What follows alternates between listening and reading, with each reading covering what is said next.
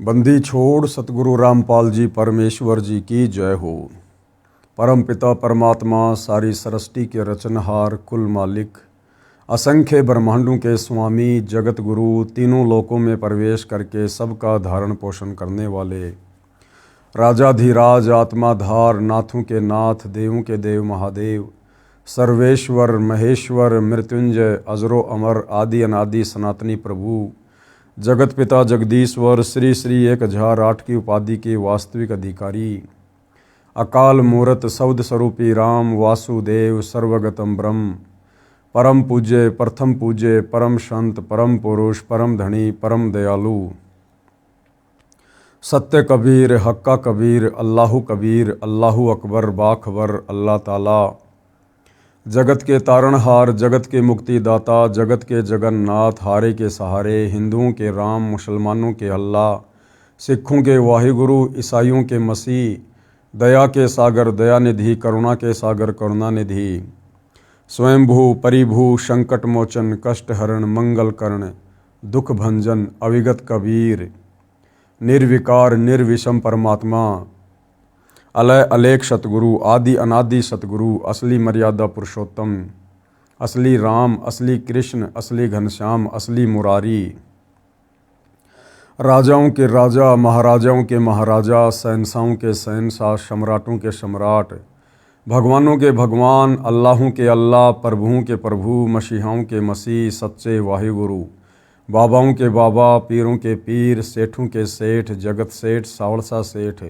सर्वगुण संपन्न अनंत कोटि कलाओं के स्वामी अनंत कोटि ब्रह्मांडों के नायक योगियों में महायोगी ध्यानियों में महाध्यानी सिद्धों में परम सिद्ध ज्ञानियों में तत्वज्ञानी ब्रह्मज्ञानी महाज्ञानी परम ज्ञानी सर्वश्रेष्ठ ज्ञानी विज्ञानी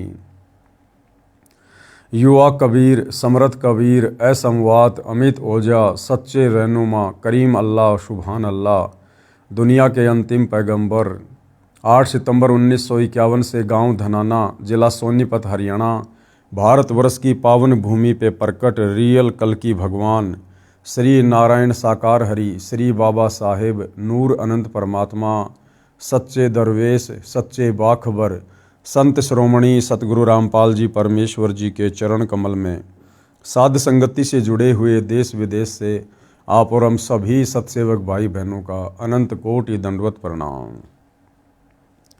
सत्साई भाई और बहनों, बहुत बड़ी दया बहुत बड़ी मेहर पूज्य गुरुदेव भगवान की परमेश्वर रामपाल जी की, जिनके शुभ आशीर्वाद से विशेष आशीर्वाद से पूरे विश्व के मानव समाज को विशेषकर हिंदू समाज से जुड़े श्रद्धालुओं को परमपिता परमेश्वर जी के विषय में भक्ति मार्ग के विषय में वो सब कुछ जानने सुनने और समझने को मिल रहा है जिसके लिए ये आत्माएं सदियों से तड़प रही थी।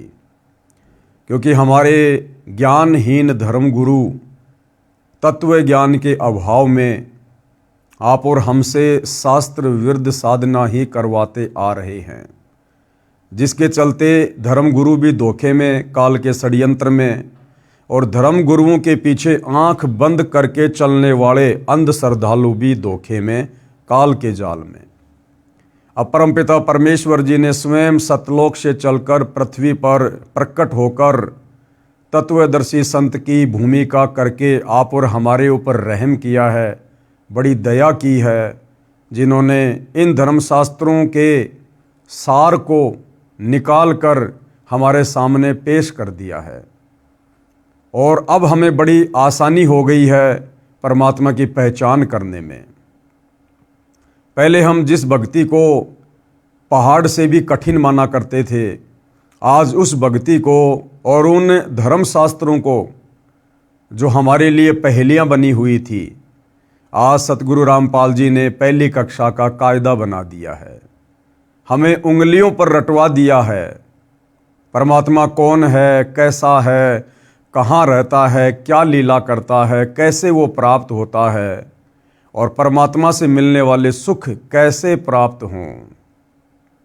साथ में परमेश्वर ने शास्त्र विरुद्ध साधना के अंतर्गत जो हम पहले श्री ब्रह्मा श्री विष्णु श्री शंकर जी को परमात्मा मानकर सर्वेश्वर महेश्वर स्वयंभू मानकर भक्ति किया करते थे, जिस भक्ति के कारण हमें किसी प्रकार का कोई भी आध्यात्मिक लाभ प्राप्त नहीं हो रहा था, हमें किसी भी प्रकार से सुख की प्राप्ति नहीं हो रही थी, शरीर में रोग है तो बढ़ता ही जा रहा था। अब परमेश्वर ने दया करी, हमें सतभक्ति मार्ग वाली गति प्रदान की, जिसके चलते हमारे वो सांसारिक कार्य भी बड़ी आसानी से सुलभ हो रहे हैं। तो भाइयों और बहनों, ऐसे परमपिता परमेश्वर जी की भक्ति करने में हमने किसी भी प्रकार की कोई भी आनाकानी या आलस्य नहीं करना चाहिए, क्योंकि इस समर्थ परमात्मा कबीर देव की भक्ति हमें युगों युगों उपरांत नसीब होती है। तो भाइयों और बहनों, अपने कर कमल से पवित्र पुस्तक हिंदू साहिबान नहीं समझे गीता वेद पुराण, इसकी रचना करके गुरुदेव भगवान ने परमात्मा चाहने वाली आत्माओं पर बहुत बड़ा उपकार किया है। और निसंदेह भगत समाज इस पुस्तक को पढ़कर अथवा सतगुरु रामपाल जी के तत्व ज्ञान युक्त सत्संगों को सुनकर उनकी शरण ग्रहण करके अध्यात्म से जुड़कर और समस्त प्रकार के लाभ व सुख भी प्राप्त कर रहा है। तो भाइयों और बहनों, अब हम इसी दिशा में आगे बढ़ते हैं, क्योंकि पहले के वीडियो में हमने बहुत कुछ समझा है कि वास्तव में पूजा के योग्य परमात्मा कौन है, धार्मिक अनुष्ठानों में इष्ट मानकर पूजने योग्य परमात्मा कौन है, अध्यात्म में ब्रह्मा विष्णु महेश की स्थिति क्या है, इनके पिता काल ब्रह्म की स्थिति क्या है, दुर्गा जी की स्थिति क्या है, अन्य देवी देवताओं की पूजा सहायक है या हानिकारक है, कर्मकांड पाखंड पूजा इसका भक्ति मार्ग में क्या औचित्य है, ये तमाम प्रकार की जानकारी हम प्राप्त कर चुके हैं। और वह सर्वश्रेष्ठ परमात्मा कौन है जो तीनों लोकों में प्रवेश करके सबका धारण पोषण करता है, एकमात्र उसी की भक्ति करनी चाहिए। ये सारी बातें भाइयों और बहनों हमने सतगुरु रामपाल जी के सत्संग सुनकर व उनके कर कमल से लिखित पुस्तकों को पढ़कर समझ लिया है।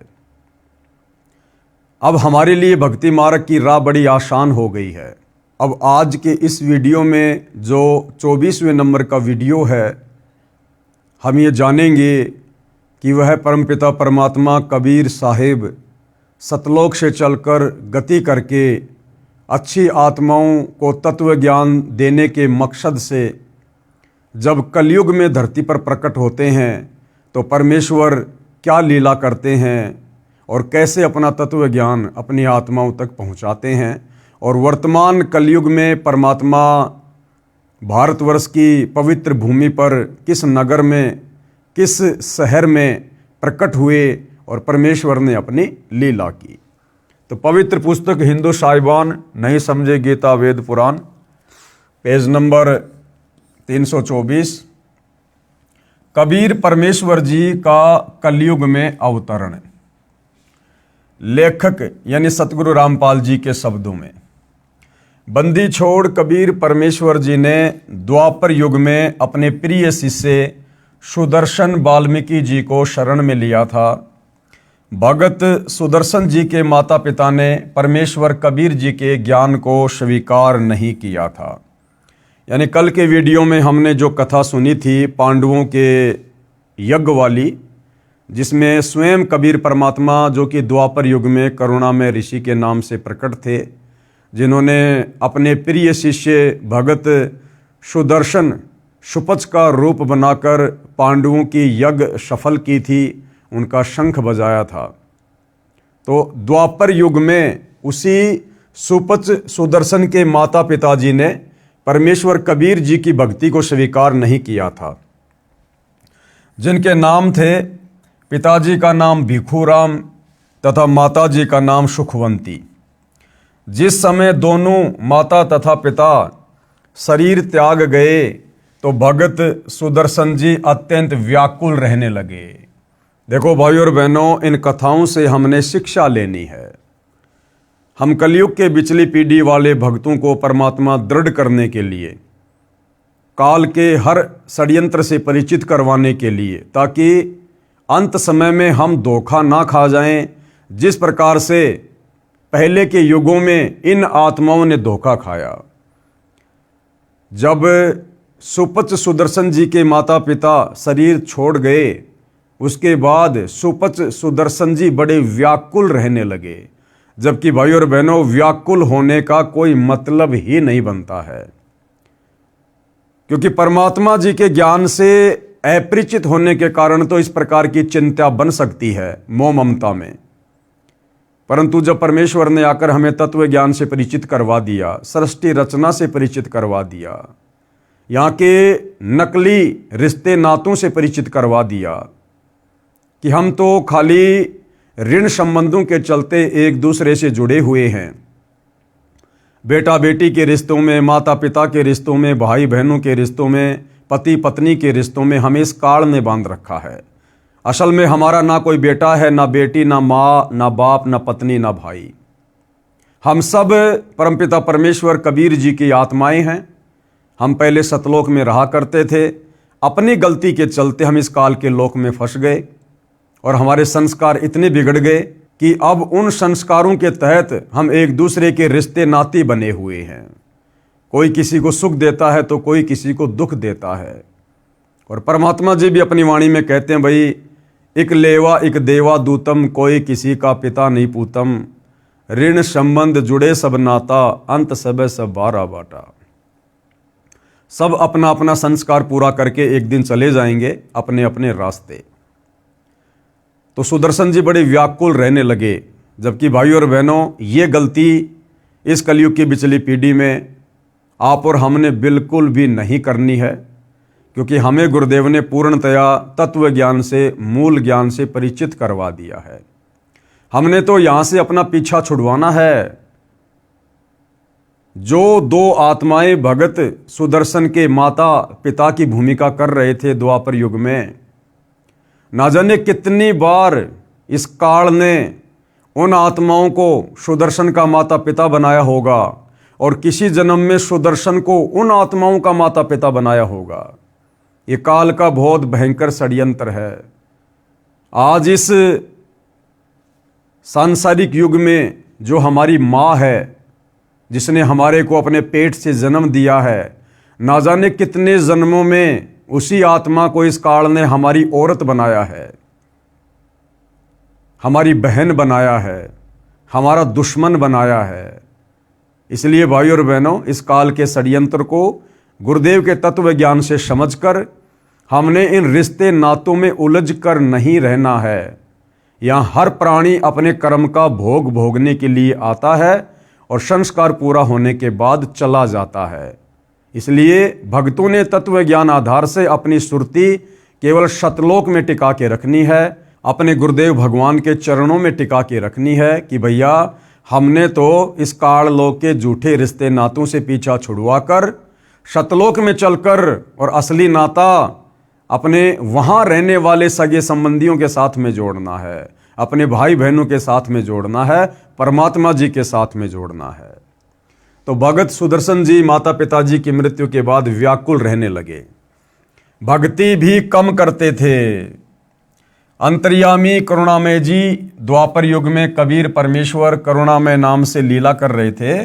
उन्होंने अपने भगत के मन की बात जानकर पूछा, हे भगत सुदर्शन, आपको कौन सी चिंता सता रही है?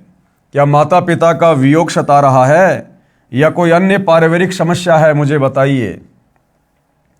भगत सुदर्शन जी ने कहा, हे बंदी छोड़, हे अंतर्यामी, आप सर्वज्ञ हैं, आप बाहर भीतर की सर्व स्थिति से परिचित हैं। हे प्रभु, मुझे मेरे माता पिता के निधन का दुख नहीं है, क्योंकि वे बहुत वृद्ध हो चुके थे।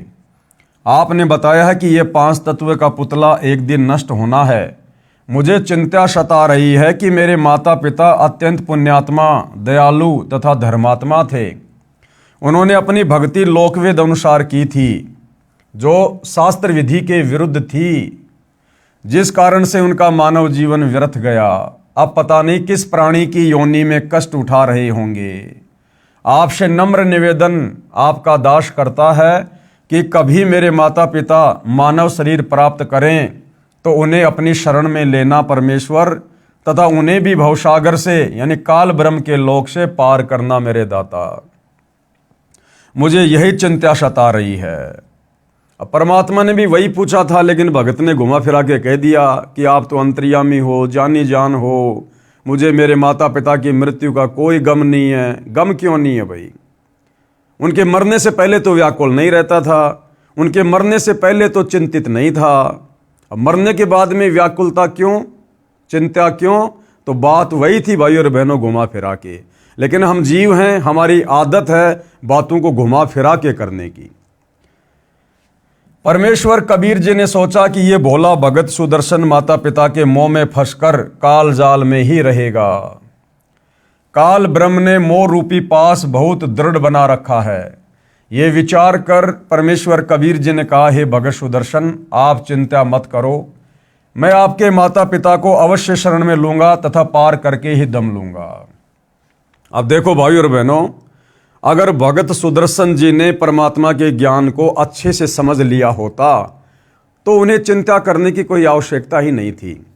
ठीक है, उसके माता पिता परमात्मा के शरण में नहीं थे, लेकिन भगत सुदर्शन को यह भी ज्ञान होना चाहिए कि परमात्मा का विधान है कि अगर किसी परिवार में कोई भगत दृढ़ होकर मर्यादा में रहकर भक्ति करेगा तो परमात्मा उसकी पिछली 7 पीढ़ियों तक के जो पूर्वज हैं, जो मर चुके हैं, उनको भी अन्य पशु पक्षी की योनियों में नहीं जाने देगा, उनको मनुष्य जन्म ही देगा और कभी न कभी अपनी शरण में लेकर उनका भी उद्धार करेगा। तो इस आधार से भी भगत सुदर्शन जी ने चिंता नहीं करनी चाहिए थी। आप सत्य लोग जाओ, ये चिंता छोड़ो। परमेश्वर कबीर जी के आश्वासन के पश्चात भगत सुदर्शन जी सत्य साधना करके सतलोक को गया, पूर्ण मोक्ष प्राप्त किया। अब पूर्ण मोक्ष प्राप्त करने का मतलब है भाई और बहनों, इस वर्तमान कलयुग की बिचली पीढ़ी में भगत सुदर्शन जी ने फिर से मनुष्य जन्म लेना पड़ेगा। ये है वो पार करने का समय, पूर्ण मोक्ष प्राप्त करने का समय, सनातन परम धाम को प्राप्त करने का समय। आज से पहले सतयुग, त्रेता, द्वापर और कलयुग की प्रथम पीढ़ी में केवल पूज्य गुरुदेव भगवान ने हमारी बैटरी चार्ज की ताकि हमें मनुष्य जन्म मिलते रहें। और वर्तमान कलयुग में सन 1994 से जो गुरुदेव ने अपना यथार्थ 13वां कबीर पंथ शुरू करना था, उस समय आकर मनुष्य जन्म लेकर इस पंथ से जुड़कर फिर ही आत्मा का पूर्ण मोक्ष संभव है, अन्यथा नहीं। भगत सुदर्शन के माता पिता वाले जीवों के कलयुग के अन्य मानव जन्मों की जानकारी। अब भगत सुदर्शन के जो माता पिताजी थे द्वापर में, भिखू राम जी और सुखवंती जी, आगे चलकर उनको और कहां कहां मनुष्य जन्म प्राप्त हुए और वही आत्माएं कलयुग की प्रथम पीढ़ी में, यानी जब 650 साल पहले कबीर परमात्मा जी आए थे बनारस के, काशी के लहरतारा तालाब में कमल के विकसित फूल पर शिशु रूप में, तो जो नीरू और नीमा थे जो परमात्मा को उठाकर घर ले गए थे, वो नीरू और नीमा द्वापर युग वाले भगत सुदर्शन जी के माता पिता ही थे, यानी भिखू और सुखवंती वाली आत्माएं ही थी जो परमेश्वर जी ने सुदर्शन जी से वायदा किया था कि मैं तेरे माता पिता को शरण में अवश्य लूंगा। प्रथम बार कुलपति ब्राह्मण पिता तथा माहेश्वरी माता रूप में जन्मे, यानी द्वापर के बाद दोनों का विवाह हुआ परंतु संतान नहीं हुई। एक दिन महेश्वरी जी सूर्य की उपासना करते हुए हाथ फैलाकर पुत्र मांग रही थी। उसी समय कबीर परमेश्वर जी उनके हाथों में बालक रूप बनकर प्रकट हो गए। सूर्य का पारितोष यानी तोहफा जानकर बालक को घर ले गई। वे बहुत निर्धन थे, उनको प्रतिदिन 1 तोड़ा सोना परमात्मा के बिछोने के नीचे मिलने लगा। ये भी उन्होंने सूर्य देव की कृपा माना। 5 वर्ष की आयु का होने पर उनको भक्ति बताई, यानी जब परमात्मा लीलामय रूप से 5 वर्ष के हुए तो सुदर्शन जी के माता पिता को जो प्रथम मनुष्य जन्म मिला था, तो उन्होंने 5 वर्ष की आयु में अपने मुंह बोले माता पिताजी को भक्ति बताई। परंतु बालक जानकर उनको परमात्मा की एक बात पर भी विश्वास नहीं हुआ। उस जन्म में उन्होंने परमात्मा को नहीं पहचाना, जिस कारण से परमेश्वर कबीर जी बालक रूप अंतर ध्यान हो गए। दोनों पति पत्नी पुत्र मोह में व्याकुल हुए। परमात्मा की सेवा के फलस्वरूप उनको अगला जन्म भी मानव का मिला, क्योंकि परमात्मा ने भगत से वायदा किया था।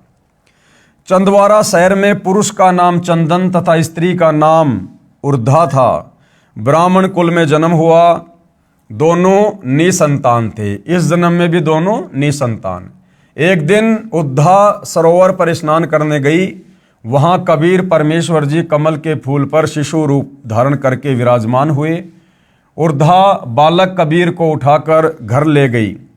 लोकलाज के कारण चंदन ने पत्नी से कहा कि इस बालक को जहां से लाई थी वहीं छोड़कर आ जा, कुल के लोग मजाक करेंगे। दोनों पति पत्नी परमात्मा को लेकर जल में डालने चले तो परमात्मा उनके हाथों से गायब हो गए। दोनों बहुत व्याकुल हुए। परमात्मा का पारितोष न लेने के भय से सारी आयु रोते रहे। अगला जन्म भी मानव का हुआ। यानी भाइयों और बहनों, जिसके वियोग में रोओगे, चिंतित रहोगे, वही प्राप्त होगा।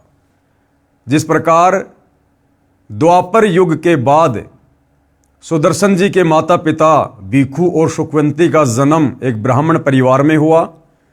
दोनों का संबंध आपस में पति और पत्नी का, संतान नहीं थी। फिर उनको परमात्मा जी मिले, लेकिन उन्होंने परमात्मा को ना पहचान कर उनकी एक भी बात को स्वीकार नहीं किया। जब परमात्मा 5 वर्ष की आयु के बाद उनको भक्ति समझाने लगे, उसके बाद परमात्मा अंतर्ध्यान हो गए, गायब हो गए।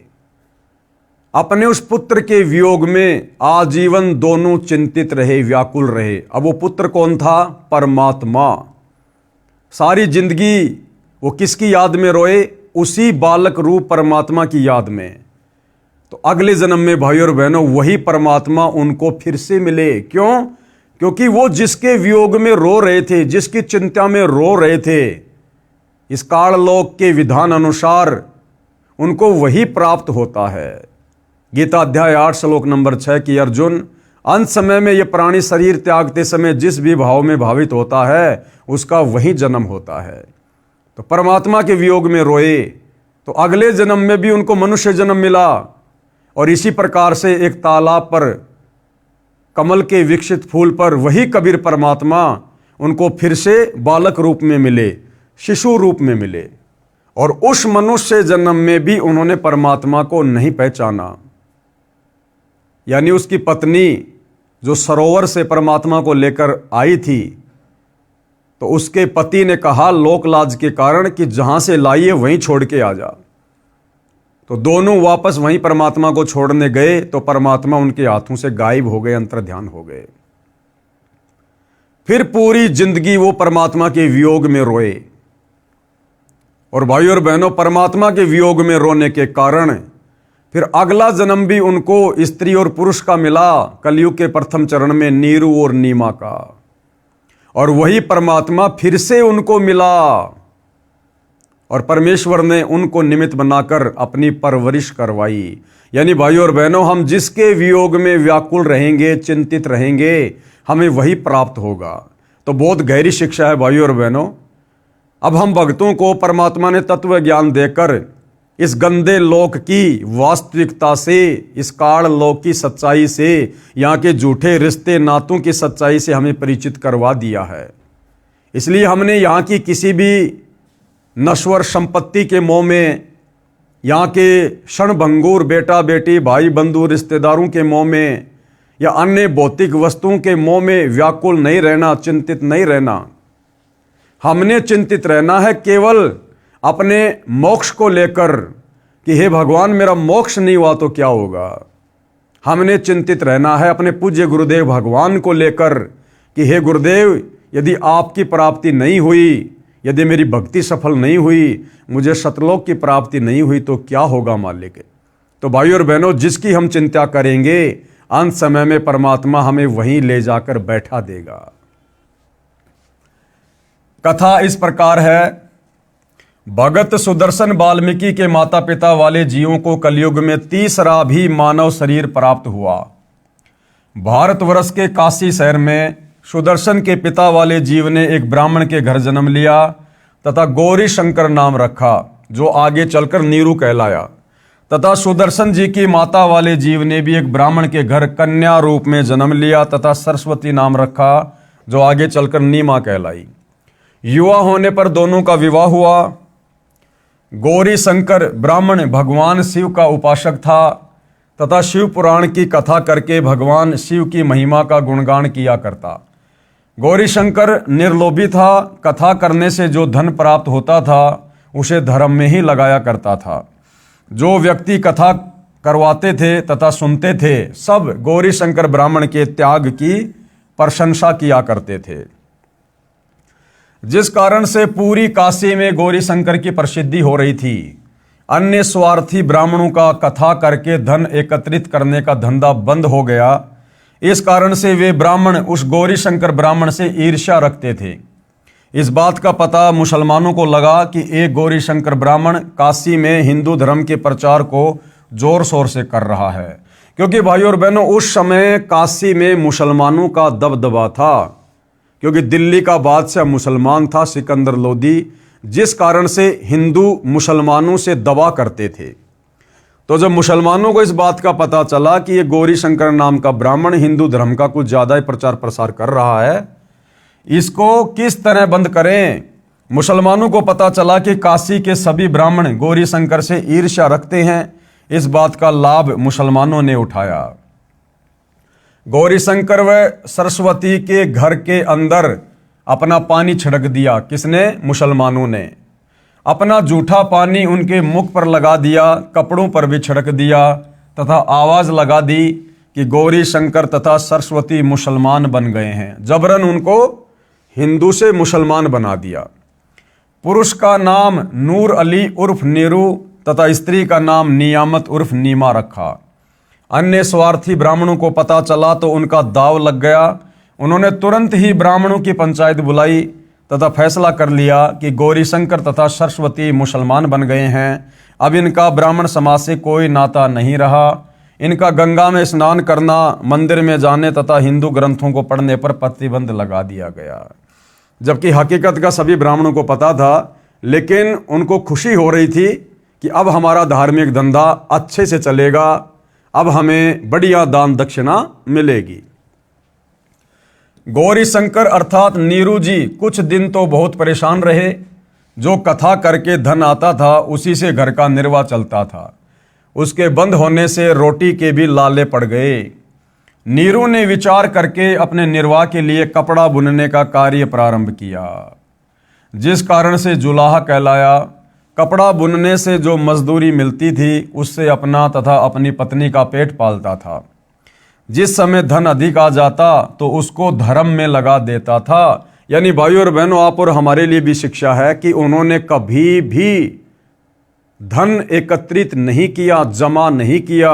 वो परमात्मा पर विश्वास करके चलते थे, जबकि उनको उस समय तक ना ही तो परमात्मा मिला था, ना उनको तत्व ज्ञान की प्राप्ति हुई थी।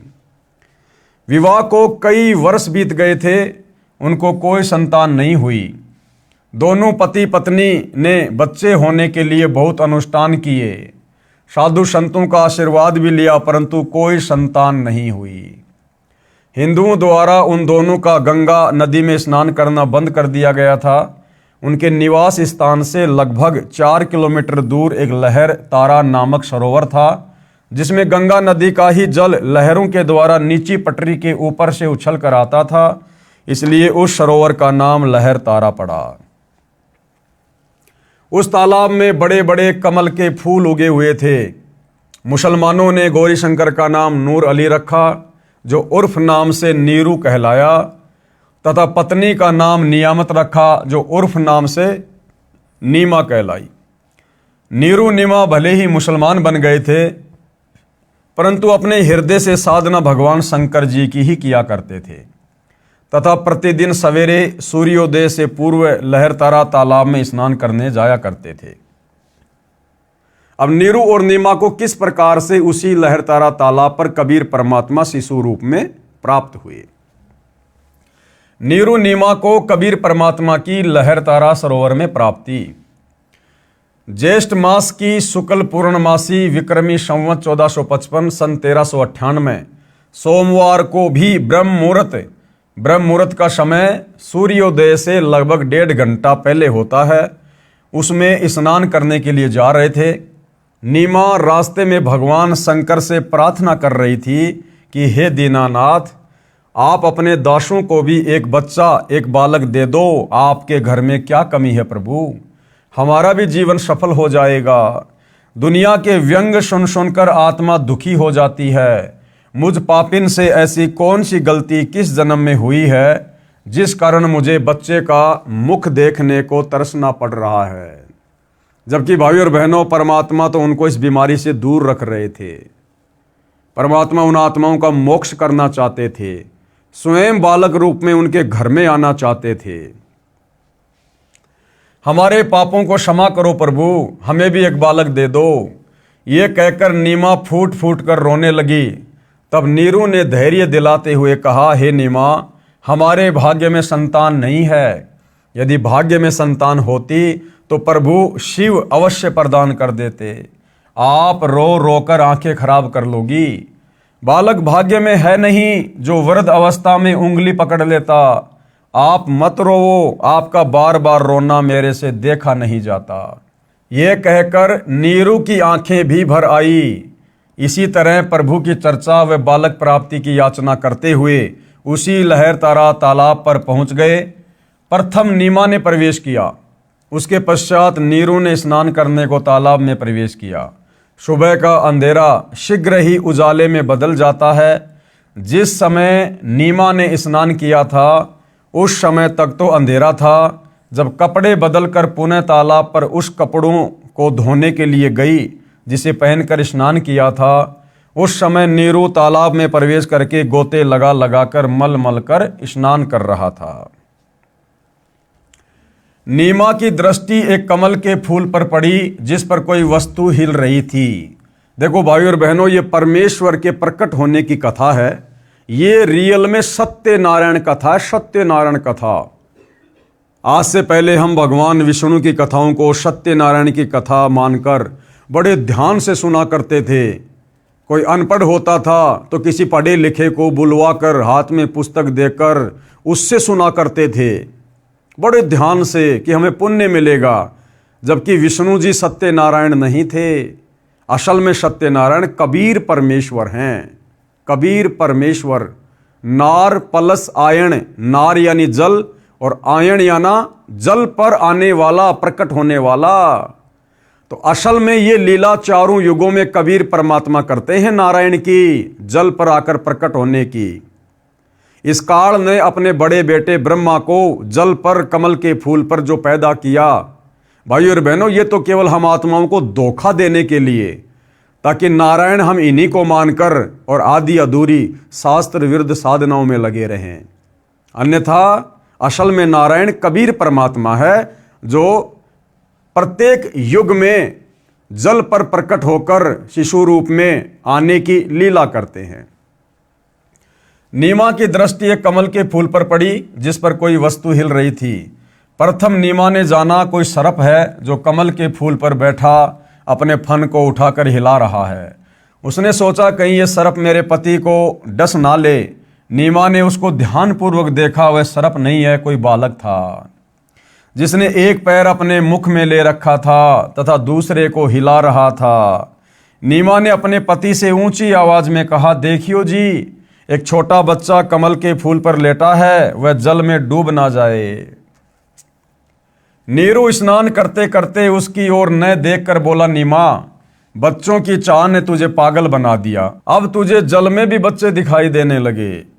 नीमा ने अधिक तेज आवाज में कहा, मैं सच कह रही हूं, देखो सचमुच एक बच्चा कमल के फूल पर वह रहा, देखो देखो। नीमा की आवाज में परिवर्तन व अधिक कशक देखकर नीरू ने उस ओर देखा जिस ओर नीमा हाथ से संकेत कर रही थी।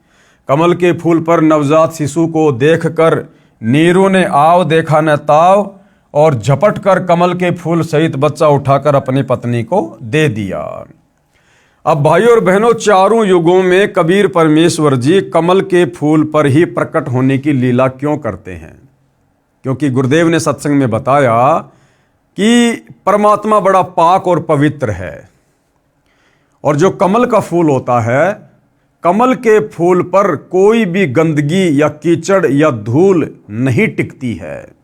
वो बिल्कुल साफ सुथरा खिला खिला होता है। इसलिए परमात्मा कमल के फूल पर प्रकट होते हैं। अब विचार करने की बात ये है भाइयों और बहनों, वर्तमान में वही कबीर परमात्मा सतगुरु रामपाल जी के नाम से धरती पर प्रकट हैं। लेकिन भाई, ये कलयुग की बिचली पीढ़ी है, साइंस का ज़माना है, इंसान अपने आप को बहुत ज़्यादा चतुर और शाना समझने लग गया। अब यदि वो परमात्मा इस कलयुग की बिचली पीढ़ी में वैसी ही लीला करें जो लीला उन्होंने 650 साल पहले की थी कमल के फूल पर आने की, तो भाइयों और बहनों, वर्तमान में कोई भी व्यक्ति सतगुरु रामपाल जी को परमात्मा के रूप में स्वीकार नहीं करेगा। क्योंकि इस नकली विज्ञान ने, साइंस ने हमारे दिमाग के पर्दे बंद कर रखे हैं। हमें अज्ञानता का काला चश्मा पहना रखा है, अध्यात्म से कोसों दूर करके। और हम क्या कहेंगे कि इम्पॉसिबल, ऐसा हो ही नहीं सकता कि मां के गर्भ के बिना कोई भी ऐसे कमल के फूल पर प्रकट हो जाएगा। ऐसा बिल्कुल नहीं हो सकता है, साइंस के नियमों के खिलाफ है। और हम सतगुरु रामपाल जी को कोई तांत्रिक मान लेते, कोई सेवड़ा मान लेते, कोई जादूगर मान लेते, या अन्य कोई प्रेत आत्मा मान लेते। लेकिन भगवान के रूप में वर्तमान में अगर वो उसी प्रकार की लीला करके प्रकट हों तो कोई भी उनको परमात्मा के रूप में स्वीकार नहीं करता। ये परमात्मा को पहले से पता था। इसलिए परमात्मा ने वर्तमान में अपने प्रकट होने की लीला को दूसरा रूप दे दिया। कैसा? जैसे कि आदरणीय गरीबदास जी 350 साल पहले शिशु रूप में सतलोक से चलकर प्रकट हुए। सांसारिक दिखावे में उन्होंने मुंह बोला माता पिता बनाया। इसी प्रकार से वर्तमान में सतगुरु रामपाल जी प्रकट हुए हैं। भाइयों और बहनों, हमारी चरम दृष्टि का ये धोखा है। ये बात हमें उनके तत्व ज्ञान से समझ में आएगी कि कबीर परमात्मा ही तत्वदर्शी संत की भूमिका करता है। दूसरा सृष्टि में कोई तत्वदर्शी संत हो ही नहीं सकता। सारी सृष्टि में एकमात्र जगत गुरु कबीर परमात्मा ही होते हैं। और वर्तमान में एकमात्र जगत गुरु धरती पर सतगुरु रामपाल जी हैं, तो ये स्वयं कबीर परमात्मा है। तो किसी मां के गर्भ से जन्म लेकर आने का तो कोई मतलब ही नहीं होता, ये तो स्वयंभू परमात्मा है। हाँ, हमारी चरम दृष्टि को धोखा देने के लिए लीला परमात्मा जो मर्जी करे, तो वही लीला परमेश्वर ने की। आप और हमें लगता है, दुनिया की नज़रों में ऐसा प्रतीत होता है जैसा वो माँ के गर्भ से आए हैं, परंतु भाइयों और बहनों, ये हमारी चरम दृष्टि का धोखा है। जो परमात्मा इस धरती पर भी सतलोक से चलकर और कमल के फूल पर प्रकट होते हैं, क्योंकि कमल के फूल पर गंदगी नहीं टिकती, तो बोला वही कबीर परमात्मा सतगुरु रामपाल जी एक मां के गर्भ से जन्म लेकर गंदगी में जेर से लिपटकर भला बाहर क्यों आएंगे? तो भाइयों और बहनों, इस बात को भी वही आत्माएं समझ पाएंगी, इस लीला को वही आत्माएं समझ पाएंगी जो आत्माएं युगों युगों से भक्ति धन से सराबोर होंगी, जिनके भक्ति संस्कार मजबूत होंगे और जो संकेतों में परमेश्वर की हर बात को समझने के योग्य होंगी। अन्यथा लोग सौपन में भी विश्वास नहीं कर सकते कि सतगुरु रामपाल जी माँ के गर्भ से जन्म ना लेकर अपनी लीला के तहत हमारी चरम दृष्टि को धोखा देते हुए प्रकट हुए होंगे। तो परमात्मा जी कमल के फूल पर प्रकट हुए और नीरू और नीमा उनको वहां से उठाकर अपने घर ले गए।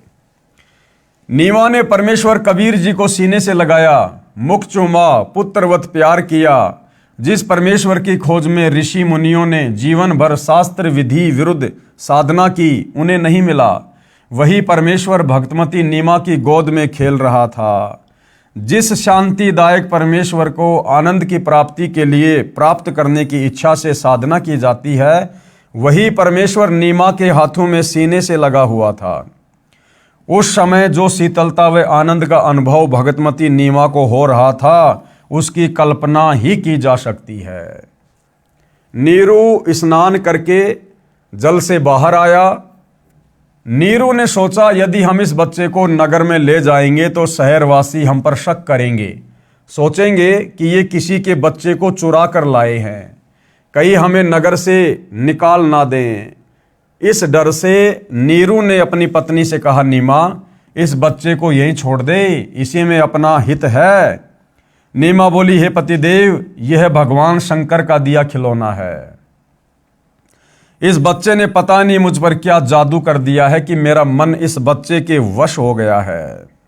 अब भाई, ये परमात्मा तो सबसे बड़ा जादूगर है, मैं इस बच्चे को नहीं त्याग सकती। नीरू ने नीमा को अपने मन की बात से अवगत करवाया, बताया कि ये बच्चा नगरवासी हमसे छीन लेंगे, पूछेंगे कहाँ से लाए हो, हम कहेंगे लहर तारा तालाब में कमल के फूल पर मिला है, हमारी बात पर कोई भी विश्वास नहीं करेगा, हो सकता है वे हमें नगर से भी निकाल दें। तब नीमा ने कहा, मैं इस बालक के साथ देश निकाला भी स्वीकार कर लूंगी, परंतु इस बच्चे को नहीं त्याग सकती। मैं अपनी मृत्यु को भी स्वीकार कर लूंगी, परंतु इस बच्चे से भिन्न नहीं रह सकूंगी। नीमा का हठ देखकर नीरू को क्रोध आ गया तथा अपने हाथ को थप्पड़ मारने की स्थिति में उठाकर आंखों में आंसू भरकर करुणा भरी आवाज में बोला, नीमा, मैंने आज तक तेरी किसी भी बात को नहीं ठुकराया।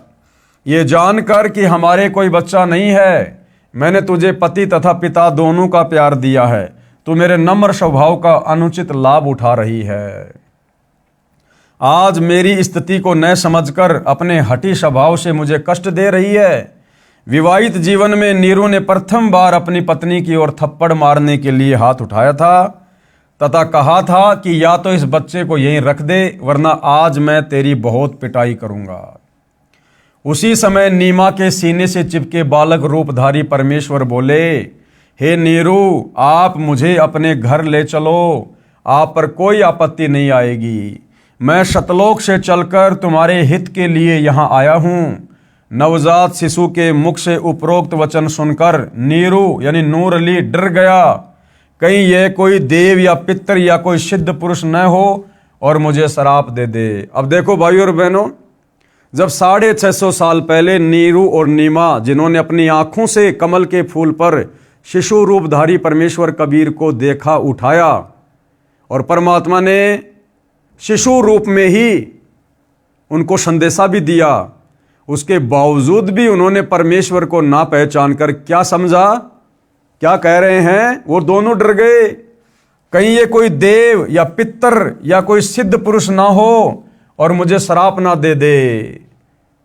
तो बोलो, अगर वर्तमान कलयुग की बिचली पीढ़ी में, इस भयंकर कलयुग में, साइंस के ज़माने में, अगर सतगुरु रामपाल जी किसी तालाब में या जोहड़ में विकसित कमल के फूल पर प्रकट होने की लीला करते, तो वर्तमान में भला उनको परमात्मा के रूप में कौन स्वीकार करता। इस डर से नीरू कुछ नहीं बोला, घर की ओर चल पड़ा। पीछे पीछे उसकी पत्नी परमेश्वर को प्यार करती हुई चल पड़ी। अब आगे की लीला।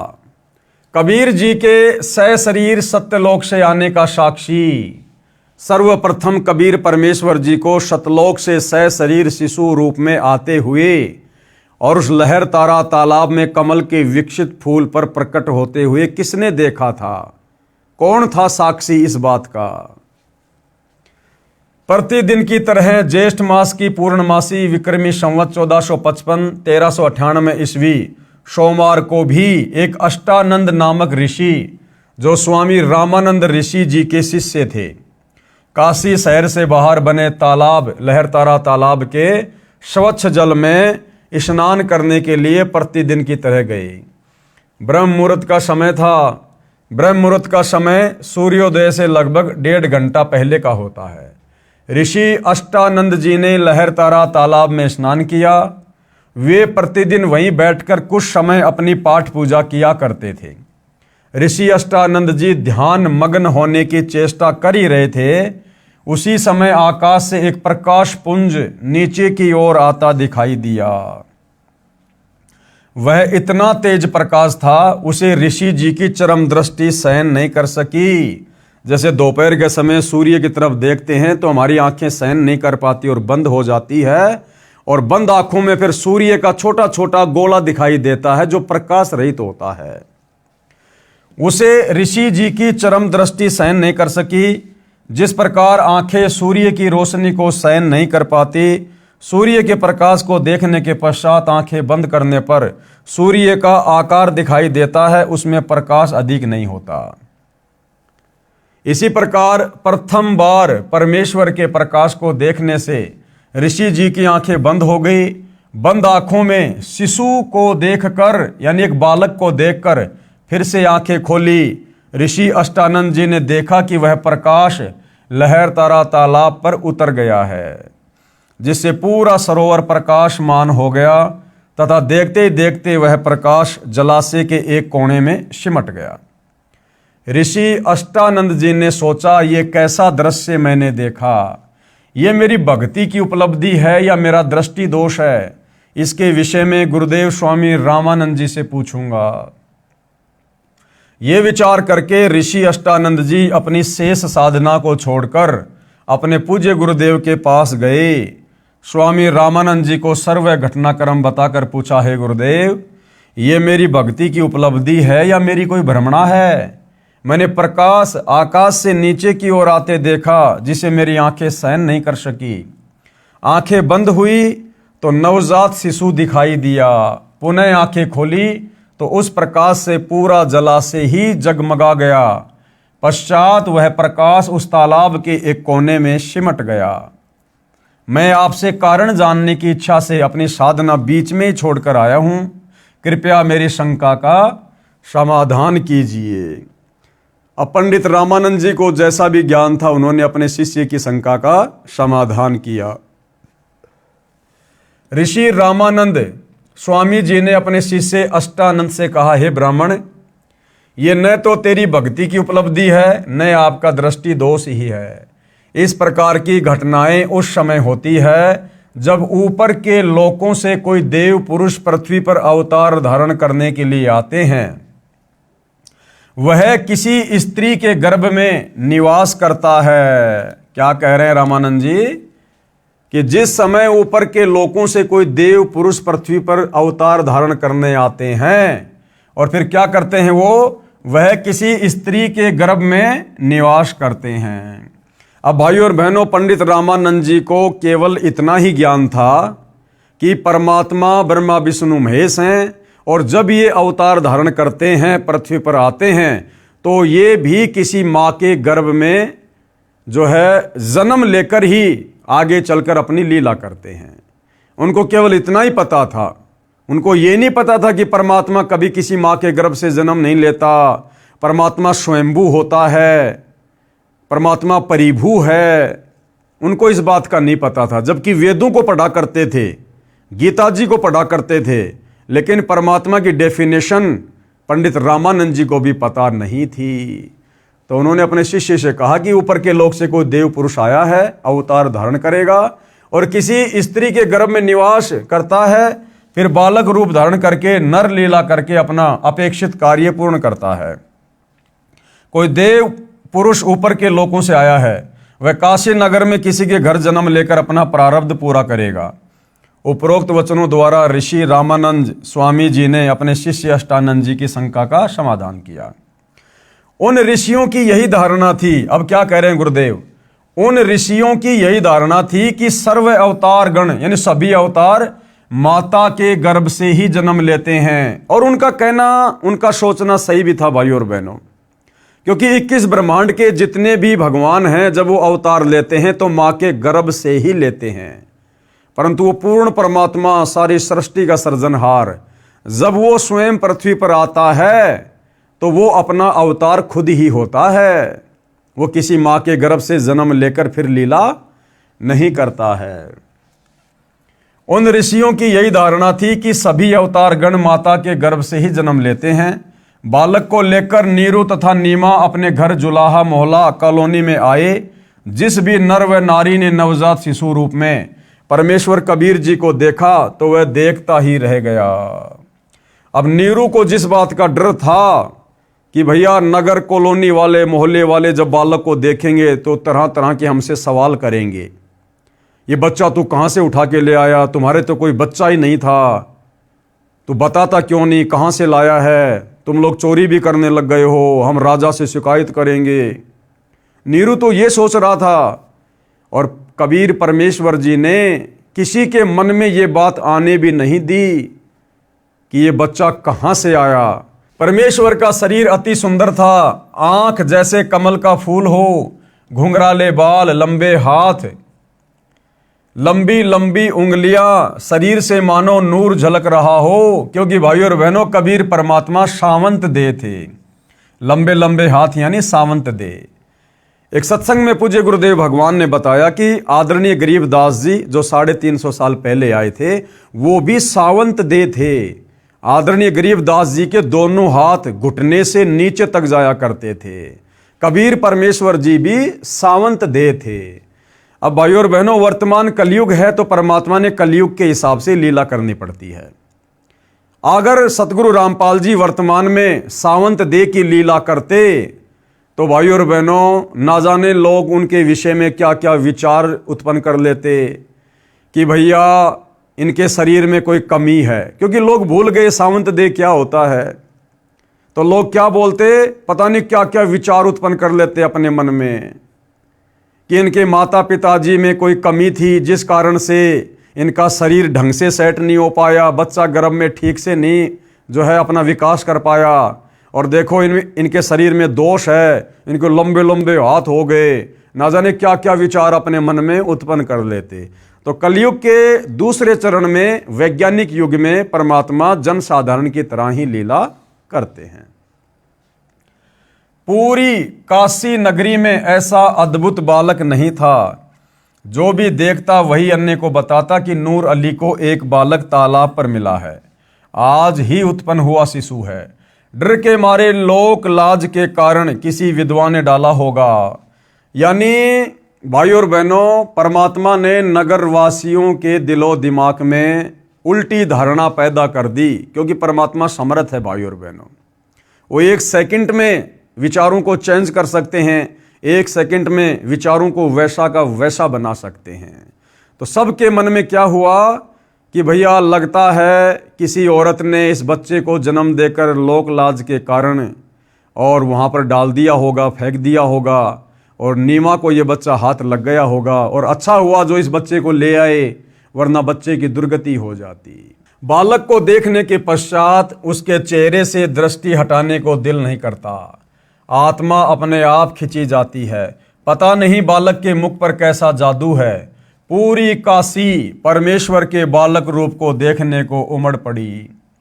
स्त्री पुरुष झुंड के झुंड बनाकर मंगल गान गाते हुए नीरू के घर बच्चे को देखने को आए।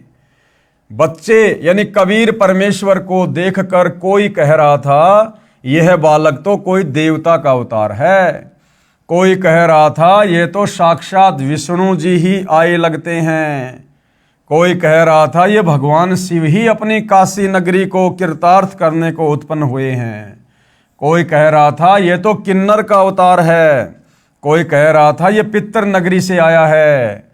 ये सर्व वार्ता सुनकर नीमा अप्रसन्न होकर कहती थी कि मेरे बच्चे के विषय में कुछ मत कहो, हे अल्लाह मेरे बच्चे की इनकी नज़र से रक्षा करना। तुमने कभी बच्चा देखा भी है या नहीं? ऐसे समूह के समूह मेरे बालक को देखने आ रहे हो। आने वाले स्त्री पुरुष बोले, हे नीमा हमने बालक तो बहुत देखे हैं परंतु आपके बालक जैसा नहीं देखा, इसलिए हम इसे देखने आए हैं। ऊपर अपने अपने लोकों से श्री ब्रह्मा जी, श्री विष्णु जी तथा श्री शिव जी भी झांक कर देखने लगे। काशी के वासियों के मुख से अपने में से श्री ब्रह्मा, श्री विष्णु तथा श्री शिव में से एक यह बालक होने की बात सुनकर बोले कि यह बालक तो किसी अन्य लोक से आया है। यानी जब काशी वाले इस प्रकार की बातें कर रहे थे, कोई कह रहा था भैया ये तो ब्रह्मा जी का अवतार है, कोई कह रहा था ये तो साक्षात विष्णु जी आ गए, कोई कह रहा था भाई शंकर जी आ गए अवतार लेकर। तो ऊपर ब्रह्मा विष्णु महेश भी नीचे झांक कर देख रहे थे। तो वो भी आपस में बातें कर रहे थे कि भाई ये हमारे में से तो कोई नहीं है, ये तो किसी दूसरे लोक से आया है, भाई कोई परमात्मा ही है, कोई तगड़ा ही महापुरुष है। इसके मूल स्थान से हम भी अपरिचित हैं। उन्होंने भी अपनी दिव्य दृष्टि लगा के देख ली, ब्रह्मा विष्णु महेश को भी पता नहीं चला। तो उन्होंने कहा कि ये तो किसी अपरिचित लोक से आया है। अब भाई और बहनों, वो तो अपरिचित लोक ही है हमारे लिए, तो सत्यलोक। इसके मूल स्थान से हम भी अपरिचित हैं, परंतु है बहुत शक्ति युक्त, कोई सिद्ध पुरुष है। शिशु कबीर परमेश्वर का नामांकन। अब जैसे छोटे बच्चे का नामकरण किया जाता है, नाम रखा जाता है, तो कबीर परमेश्वर जी का जब नाम रखने का समय आया तो परमेश्वर जी ने क्या और कैसी लीला की।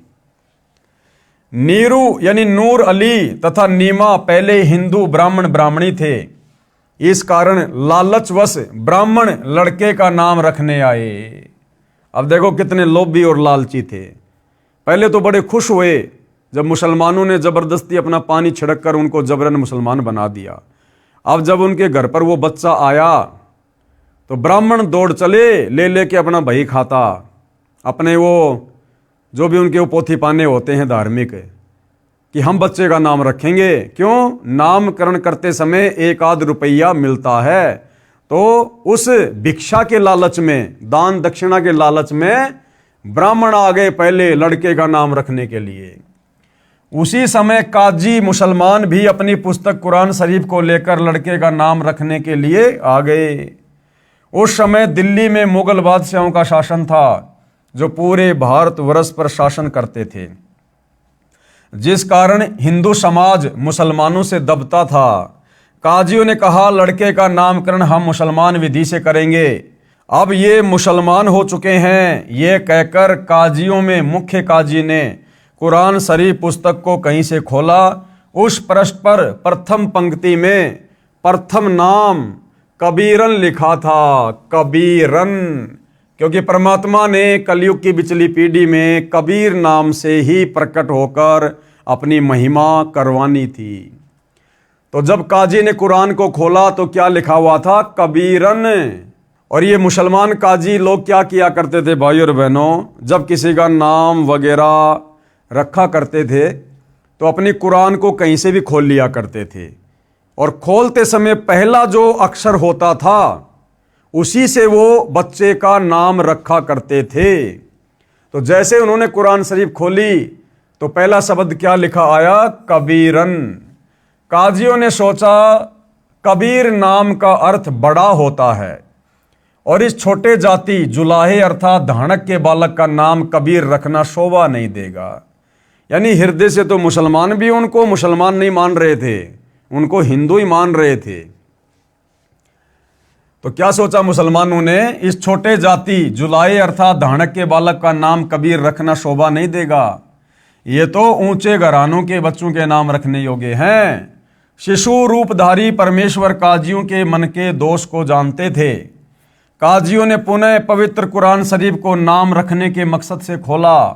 उन दोनों पेजों पर कबीर कबीर कबीर अक्षर लिखे थे, अन्य कोई लेख ही नहीं था। काजियों ने फिर कुरान शरीफ को खोला, उन पृष्ठों पर भी कबीर कबीर कबीर कबीर ही लिखा था। पूरी कुरान को परमात्मा ने कबीर कबीर कबीर कबीर नाम से भर दिया। काजियों ने पूरी कुरान का निरीक्षण किया तो उनके द्वारा लाई गई कुरान शरीफ में सभी अक्षर कबीर कबीर कबीर कबीर हो गए। काजी बोले इस बालक ने कोई जादू मंत्र करके हमारी कुरान शरीफ को ही बदल डाला। तब कबीर परमेश्वर शिशु रूप में बोले, हे काशी के काजियों, मैं कबीर अल्लाह अर्थात अल्लाहु अकबर हूँ, मेरा नाम कबीर ही रखो। काजियों ने अपने साथ लाई कुरान को वहीं पटक दिया तथा चले गए। बोले इस बच्चे में कोई प्रेत आत्मा बोलती है। अब भाइयों और बहनों, परमात्मा को पहचानना इतना आसान नहीं है। ऐसी ऐसी लीला कर दी भगवान ने। क्या किसी ने ऐसा चमत्कार किया था जो लिखे हुए अक्षरों को चेंज कर दे? उसके बावजूद भी इस काल प्रेरित हम काजियों ने, मुल्लाओं ने, पंडितों ने, ब्राह्मणों ने परमेश्वर जी को नहीं पहचाना। शिशु कबीर परमेश्वर द्वारा कंवारी गाय का दूध पीना। बालक कबीर को दूध पिलाने की कोशिश नीमा ने की तो परमेश्वर ने मुख बंद कर लिया। सर्व प्रयत्न करने पर भी नीमा तथा नीरू बालक को दूध पिलाने में असफल रहे। यानी घर लाकर जब कबीर परमेश्वर जी को, जो कि बालक रूप में थे, लीला कर रहे थे, नीरू और नीमा ने दूध पिलाने का प्रयत्न किया गाय का, लेकिन परमात्मा ने वो दूध नहीं पिया। उन्होंने बहुत सारा प्रयत्न किया। कभी परमात्मा मुंह को फेर लेते, कभी मुंह को बंद कर लेते, कभी वापस नीचे गिरा देते। वो दूध परमात्मा ने नहीं पिया। क्यों? क्योंकि भाइयों और बहनों, आप और हमने इसी पवित्र पुस्तक में देखा कि जब कबीर परमात्मा प्रत्येक युग की शुरुआत में एक पूरा जीवन शिशु रूप में लीला करते हैं तो परमेश्वर कंवारी गाय का दूध पीते हैं। जिस गाय को, जिस बछिया को कभी बैल ने टच ना किया हो, अभी अधन्या धेनव, यानी बिना धनाई गाय का परमात्मा दूध पीते हैं। तो परमात्मा ने वेदों में लिखी हुई अपनी उस लीला को भी सत्य साबित करना था, ताकि भगवान को पहचानने में हमें बड़ी आसानी हो कि ऐसी लीला किसने की है। अगर ब्रह्मा विष्णु महेश ने की है तो वो परमात्मा साबित होंगे, अगर रामकृष्ण ने की है तो वो परमात्मा साबित होंगे, अगर कबीर जी ने की है तो कबीर जी ही परमात्मा साबित होंगे। 25 दिन जब बालक को निराहार बीत गए तो माता पिता अति चिंतित हो गए। 24 दिन से नीमा तो रो रो कर विलाप कर रही थी, सोच रही थी ये बच्चा कुछ भी नहीं खा रहा है, यह मरेगा, मेरे बेटे को किसी की नज़र लगी है। 24 दिन से लगातार नज़र उतारने की विधि भिन्न भिन्न स्त्री पुरुषों द्वारा बताई प्रयोग करके थक गई, कोई लाभ नहीं हुआ।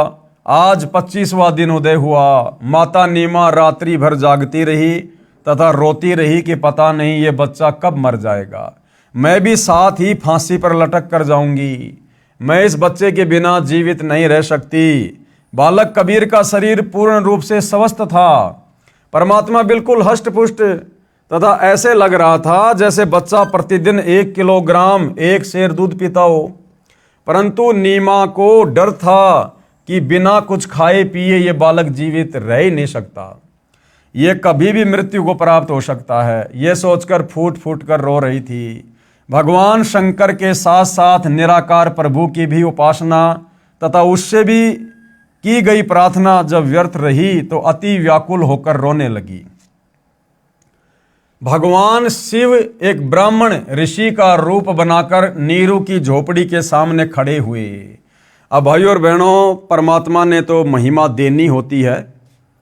थे स्वयं कबीर परमात्मा ही अपने दूसरे रूप में, जो एक ऋषि का रूप बनाकर, एक ब्राह्मण का रूप बनाकर, और नीमा के इस प्रकार विलाप को देखकर, उसकी चिंता को देखकर परमात्मा जी आए तथा नीमा से रोने का कारण जानना चाहा। नीमा रोती रही, हिचकियां लेती रही। संत रूप में खड़े भगवान शिव के अति आग्रह करने पर नीमा रोती रोती कहने लगी, हे ब्राह्मण, मेरे दुख से परिचित होकर आप भी दुखी हो जाओगे। फकीर वेशधारी शिव भगवान बोले, हे माई, कहते हैं अपने मन का दुख दूसरे के समक्ष कहने से मन हल्का हो जाता है। अब कई भाई बहनों को शंका होगी, नहीं नहीं जी, वो तो भगवान शिव ही थे।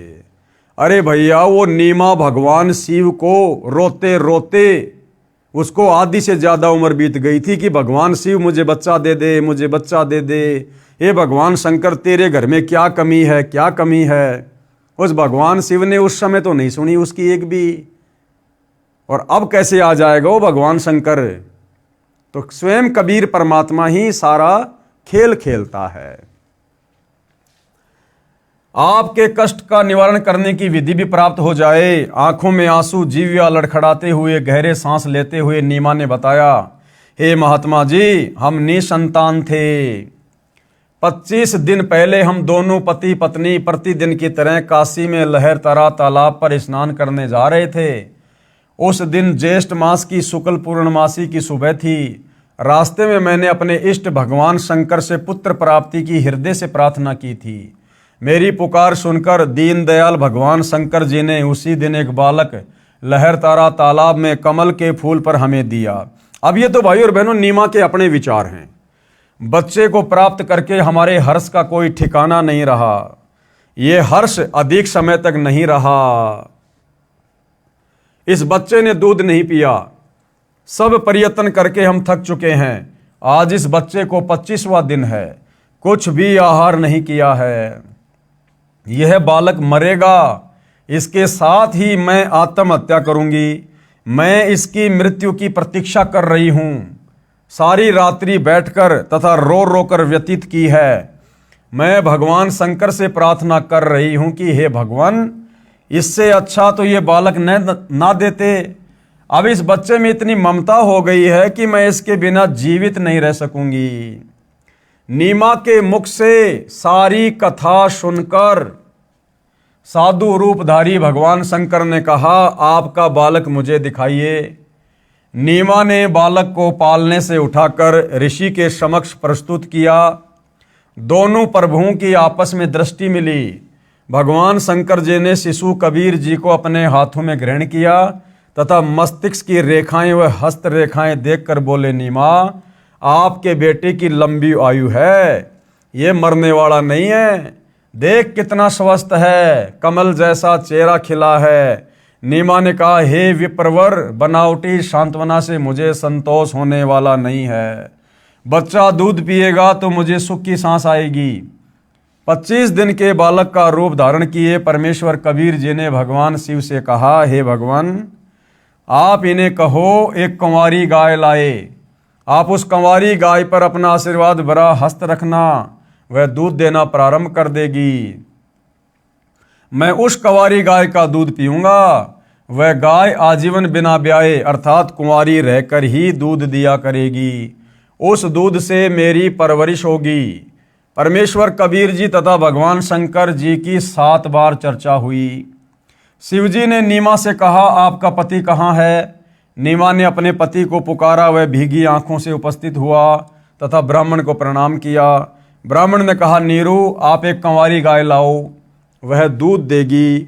उस दूध को ये बालक पिएगा। नीरू कंवारी गाय ले आया तथा साथ में कुम्हार के घर से एक ताजा छोटा घड़ा यानी 4 किलोग्राम क्षमता का मिट्टी का पात्र भी लेकर आया। परमेश्वर कबीर जी के आदेश अनुसार विप्र रूपधारी शिव जी ने उस कंवारी गाय की पीठ पर हाथ मारा। जैसे थपकी लगाते हैं, गौ माता के थन लंबे लंबे हो गए तथा थनों से दूध की धार बह चली। नीरू को पहले ही वह पात्र थनों के नीचे रखने का आदेश दे रखा था। दूध का पात्र भरते ही थनों से दूध निकलना बंद हो गया। वह दूध शिशु रूपधारी परमेश्वर कबीर जी ने पिया। नीमा ने ब्राह्मण रूपधारी भगवान शिव के चरण लिए तथा कहा, आप तो साक्षात भगवान शिव के रूप हो।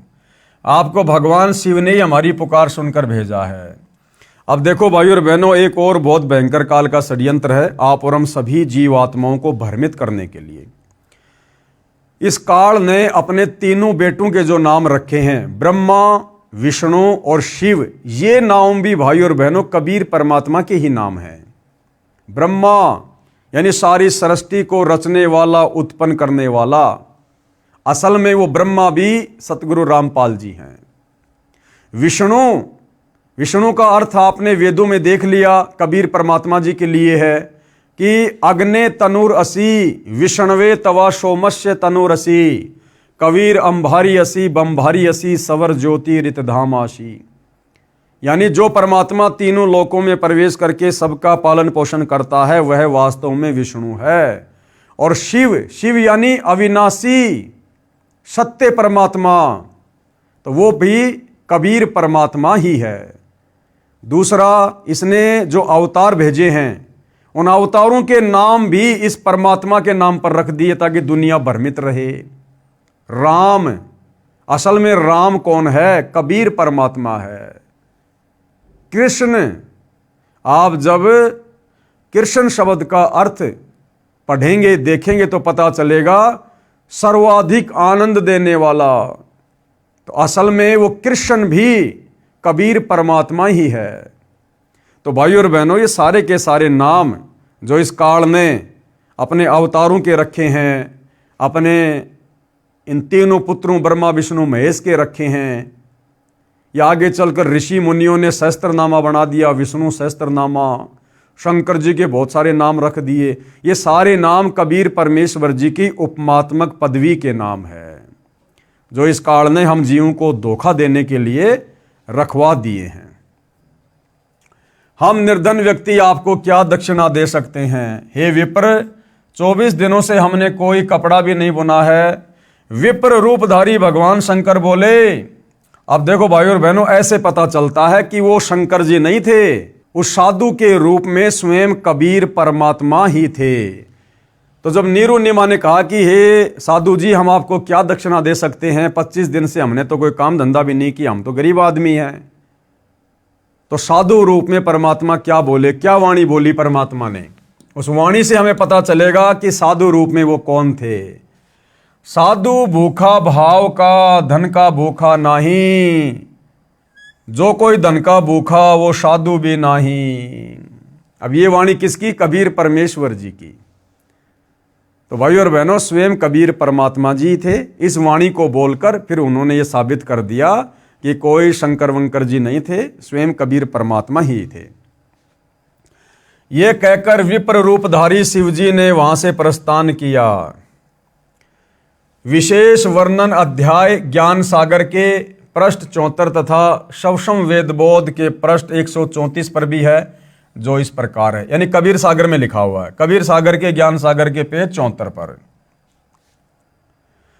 सुत काशी को ले चले लोग देखन तहां आए, यानी नीरू और नीमा बालक रूपधारी कबीर परमेश्वर को अपने घर ले चले तो काशी के लोग देखने के लिए आने लगे।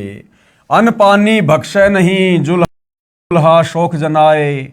और 25 दिन तक परमात्मा ने कुछ भी अन्न पानी नहीं खाया। इस बात से दुखी होकर जुल्हा यानी नीरू और नीमा दोनों शोक मनाने लगे, दुखी हो गए।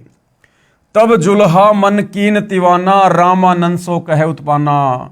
तो नीरू फिर पंडित रामानंद जी के पास गए इसका उपाय जानने के लिए, क्योंकि उस समय पंडित रामानंद जी काशी में सुप्रसिद्ध ब्राह्मण थे। मैं सुत पायो बड़ा गुणवंता, कारण कौन भखे नहीं संता। तो नीरू ने कहा रामानंद जी से कि मैंने बड़े भाग्य से जो है एक पुत्र को मैंने प्राप्त किया है। और क्या कारण है रामानंद जी? कि वो बच्चा कुछ भी नहीं खा रहा, ना कुछ पी रहा। रामानंद ध्यान तब धारा, रामानंद जी ने अपनी दिव्य दृष्टि से देखा। जुल्हा से तब वचन उचारा। और नीरू से क्या कहा पंडित रामानंद जी ने? पूर्व जन्म ते ब्राह्मण जाति, कि भैया पहले के जन्म में तू कोई ब्राह्मण जाति में था और हरि सेवा की नी बली बाती, और तूने भगवान की बहुत अच्छी सेवा की थी। कुछ सेवा तुम हरि की चूका, परंतु कहीं न कहीं तुम्हारे से भगवान की सेवा में चूक हो गई। ताते भयो जुल्हा का रूपा, जिस कारण से तेरे को धानक जाति में जन्म मिला है। पति प्रभु कह तोरी मान लीना, ताते उद्यान में शुद्ध दीना। लेकिन तेरी उस सेवा के बदले परमात्मा ने तुझे ऐसा गुणवान बच्चा दिया है। अब नीरू क्या कहने लगा? हे प्रभु, जस कीन्यो तस पायो, आरत हो तव दर्शन आयो। सो कहिए उपाय गुसाई, बालक शुदावंत कछु खाई। हे परमात्मा, वो तो ठीक है, आपने जैसा बताया वैसा मुझे मिल गया। जैसी मेरी सेवा में कोई चूक चाक हो गई, मेरे को उसकी सजा मिल गई, जो भी हो गई, लेकिन अब मुझे कोई उपाय बताओ ताकि बच्चे की भूख शांत हो, बच्चा कुछ खाना पीना शुरू करे। तो रामानंद जी ने क्या कहा? रामानंद अस युक्ति विचारा, तब सुत को ही ज्ञानी अवतारा। कि भैया तेरा बेटा कोई ज्ञानी अवतार है। और बचिया जाही बैल नहीं लागा, सो लाई ठाट करो ते आगे। और तुम ऐसी बचिया लाओ जिसको कभी बैल ने छुआ भी ना हो। साखी दूध चले ते ही थनते, दूध ही धरो छिपाई। शुदावंत तब होवे, तब ही दियो पिलाई। कि उस बचिया का दूध निकालो, दूध को छुपा के रखो, और जब बच्चा रोवे या जैसे कोई भी दूध पीने के लिए कहे, उसी समय उसको दूध पिलाओ। जुल्हा एक बछिया ले आवा। अब नीरू एक बछिया ले आया। चलो दूत कोई मर्म न पावा। चलो दूध जुल्हा हरसाना, राखो छिपाई कहूं नहीं जाना। और जब बछिया ने दूध दिया तो नीरू की खुशी का कोई ठिकाना नहीं रहा और दूध को छुपा के रख दिया। पीवत दूध बाल कबीरा, खेलत संतों संग जो मत धीरा। और परमात्मा ने फिर उस दूध को सहर्ष स्वीकार किया, पिया। ज्ञान सागर पेज 73 पर चौपाई। भगवान शंकर तथा कबीर बालक की चर्चा। नोट, यह प्रकरण अधूरा लिखा है, फिर भी समझने के लिए मेरे ऊपर कृपया है, यानी गुरुदेव भगवान कह रहे हैं अपने आप को छुपाते हुए। परमेश्वर कबीर जी की पहले ये वाणी पढ़े जो ज्ञान सागर के पेज 73 पर लिखी है, फिर अंत में सार ज्ञान ये दास रामपाल दास बताएगा। घर नहीं रहो पुरुष और नारी, मैं शिवसों अस वचन उचारी। आन के बार बदत हो योग, आपन नार करत हो भोग। नोट, जो वाणी कोष्टक में लिखी है वे वाणी ज्ञान सागर में नहीं लिखी हैं, जो पुरातन कबीर ग्रंथ से ली गई हैं। ऐसा भ्रम जाल फैलाया, परम पुरुष का नाम मिटाया। काशी मरे तो जन्म न होई, स्वर्ग में बांस तास का सोई। मगर मरे तो गद्दा जन्म पावा, काशी मरे तो मोक्ष करावा। और पुन तुम सब जग ठग राख्या, काशी मरे हो अमर तुम भाख्या। जब शंकर होय तब काला, ब्रह्मांड किस हो बेहाला। तुम मरो और जन्म उठाओ, और इनको कैसे अमर कराओ। सुनो शंकर एक बात हमारी, एक मंगाओ धेनु कंवारी। साथ कोरा घट मंगवाओ, बछिया के पीठ हाथ फिराओ। दूध चलेगा थनते भाई, रुक जाएगा बर्तन भर जाई। सुनो बात देवी के पूता, हम आए जग जगावन सूता। पूर्ण पुरुष का ज्ञान बताऊं, दिव्य मंत्र दे अमर लोक पहुंचाऊं। तब तक नीरू जुल्हा आया, रामानंद ने जो समझाया। रामानंद की बात लागी खारी, दूध देवेगी गाय कंवारी। जब शंकर पंडित रूप में बोले, कंवारी धनु लाओ तो ले। साथ कोरा घड़ा भी लाना, तास में धेनु दूध भराना। तब जुल्हा बछिया अरु बर्तन लाया, शंकर गाय पीठ हाथ लगाया। दूध दिया बछिया कंवारी, पिया कबीर बालक लीलाधारी। नीरू नीमा बहुते अरसाई, पंडित शिव की स्तुति गाई। कहे शंकर ये बालक नाही, इनकी महिमा कही न जाई। मस्तक रेख देख मैं बोलूं, इनकी समतुल काहे को तोलूं। ऐसा नक्षत्र देखा नाही, घूम लिया मैं सब ठाही। इतना कहाँ तब शंकर देवा, कबीर कहे बस कर भेवा। मेरा मरम न जानने कोई, चाहे ज्योति निरंजन होई। हम हैं अमर पुरुष अवतारा, भव से जीव उतारूं पारा। इतना सुन चले शंकर देवा, शिव चरण धर की नीरू नीमा सेवा। ए स्वामी मम भिक्षा लीजे, सब अपराध क्षमा हमरे कीजे। कह शंकर हम नहीं पंडित भिखारी, हम हैं शंकर त्रिपुरारी। साधु संत को भोजन कराना, तुम्हारे घर आए रहमाना। ज्ञान सुन शंकर लजा आई, अद्भुत ज्ञान सुन सिर चकराई। ऐसा निर्मल ज्ञान अनोखा, सचमुच हमार है नहीं मोखा। कबीर सागर अध्याय सवसम वेदबोध पेज नंबर 132 से 134 तक परमेश्वर कबीर जी की प्रकट होने वाली वाणी है, परंतु इसमें भी कुछ गड़बड़ कर रखी है। इन नकली कबीर पंथियों ने काल प्रेरणा से कबीर सागर में भी बहुत ज्यादा गड़बड़ कर रखी है। कहा कि जुलाहा नीरू अपनी पत्नी का गोना, यानी विवाह के बाद प्रथम बार अपनी पत्नी को उसके घर से लाने को गोना अर्थात मुकलावा कहते हैं। ये गलत है। जिस समय परमात्मा कबीर जी नीरू को मिले उस समय उनकी आयु लगभग 50 वर्ष की थी। अब विचार करो, गोने से आते समय कोई बालक मिल जाए तो कोई अपने घर नहीं रखता, वह पहले गांव तथा सरकार को बताता है, फिर उसको किसी निसंतान को दिया जाता है यदि कोई लेना चाहे तो, नहीं तो राजा उसको बाल गृह में रखता है या अनाथालय में छोड़ते हैं। नीमा ने तो बच्चे को छोड़ना ही नहीं चाहा था, फिर भी जो सच्चाई है वह वही है। हमने परमात्मा पाना है, उसको कैसे पाया जा सकता है, वह विधि सत्य है तो मोक्ष संभव है। ज्ञान इसलिए आवश्यक है कि विश्वास बने कि परमात्मा कौन है, कहाँ प्रमाण है, वह चेष्टा की जा रही है। अब केवल बालक कबीर जी ने कंवारी गाय का दूध पिया था, वे वाणी लिखता हूं सवसम वेदबोध पेज नंबर 134 से। पंडित निज निज भोन सिधारा, बिन भोजन बीते बहुबारा। बालक रूप तासु ग्रह रहेता, खान पान नाही कुछ गहता। जुलाहा तब मन में दुख पाई, भोजन करो कबीर गोसाई। जुलाहा जुलाही दुखित निहारी, तब हम तिनते बचन उचारी। कोरी एक बछिया ले आओ, कोरा भांडा एक मंगाओ। तत्क्षण जुलाहा चली जाई, गऊ की बछिया कोरी लाई। अब देखो भाई और बहनों, यहां सच्चाई लिख दी परमात्मा ने कि कोई शंकर भगवान आया था या परमात्मा ने ही सारी लीला की थी। देखो, जुलाहा जुलाही यानी नीरू और नीमा, दुखित निहारी यानी बहुत जब दुखी हो गए, तब हम तिनते वचन उचारी। तब कबीर परमात्मा कहते मैंने ही वचन उच्चारण किए थे, वो भले साधु रूप में था, कि कंवारी एक बछिया ले आओ और कोरा भांडा, भांडा यानी मटका एक मंगाओ। तत्क्षण जुलाहा चली जाई, तुरंत नीरू चला गया और गऊ की बछिया कंवारी लाई। कोरा भांडा यानी बिल्कुल नया मटका एक ले आई, भांडा बछिया दोनों आई। दोनों कबीर के सन्मुख आना, बछिया दिशा दृष्टि निजताना। बछिया हेठ सो भांडा धरेऊ, ताके थनही दूध ते भरेऊ। दूध हमारे आगे दरही, यही विधि खान पान नित करही। अब इन वाणियों में भाई और बहनों कहीं भी शंकर जी का नाम नहीं है कि शंकर जी आए थे, साधु रूप बनाकर आए थे। परमात्मा ने सारा खेल खेला था।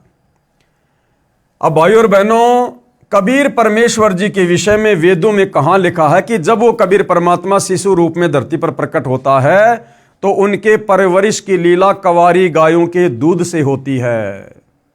और इस प्रकार की लीला जिस महापुरुष के जीवन काल में हुई है, कंवारी गायों के दूध से पालन पोषण की, वही असल में वेदों के अनुसार कबीर परमात्मा है।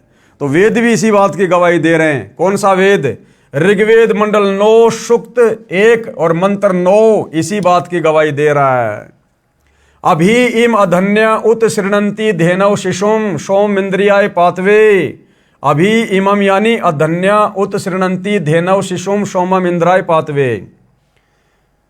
और क्या कह रहे हैं परमात्मा? भावार्थ, पूर्ण परमात्मा अमर पुरुष जब लीला करता हुआ बालक रूप धारण करके स्वयं प्रकट होता है, सुख सुविधा के लिए जो आवश्यक पदार्थ शरीर वर्दी के लिए चाहिए वह पूर्ति कंवारी गायों द्वारा की जाती है। अर्थात उस समय अधन्या धेनव यानी कंवारी गाय अपने आप दूध देती है, जिससे उस पूर्ण प्रभु की परवरिश होती है।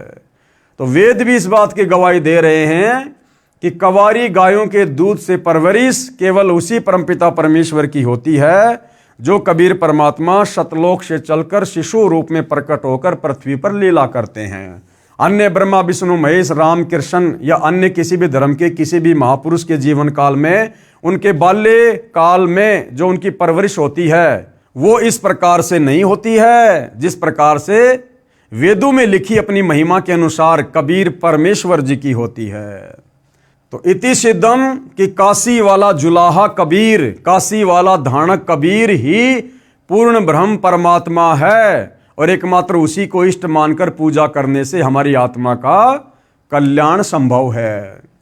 अब नीरू को धन की प्राप्ति, क्योंकि काफी दिनों से महीने भर से नीरू ने कोई काम धाम नहीं किया, केवल बच्चे की चिंता में लगे रहे, जिस कारण से कुछ लोगों का उनके ऊपर उधार लेने के चलते कर्जा भी हो गया था। तो परमेश्वर ने क्या दया बख्शी उस परिवार के ऊपर। बालक की प्राप्ति से पूर्व दोनों जने पति पत्नी मिलकर कपड़ा बुनते थे। 25 दिन बच्चे की चिंता में कपड़ा बुनने का कोई कार्य न कर सके, जिस कारण से कुछ कर्ज नीरू को हो गया। कर्ज मांगने वाले भी उसी 25वें दिन आ गए तथा बुरी भली कहकर चले गए। कुछ दिन तक कर्ज न चुकाने पर यातना देने की धमकी सेठ ने दे डाली।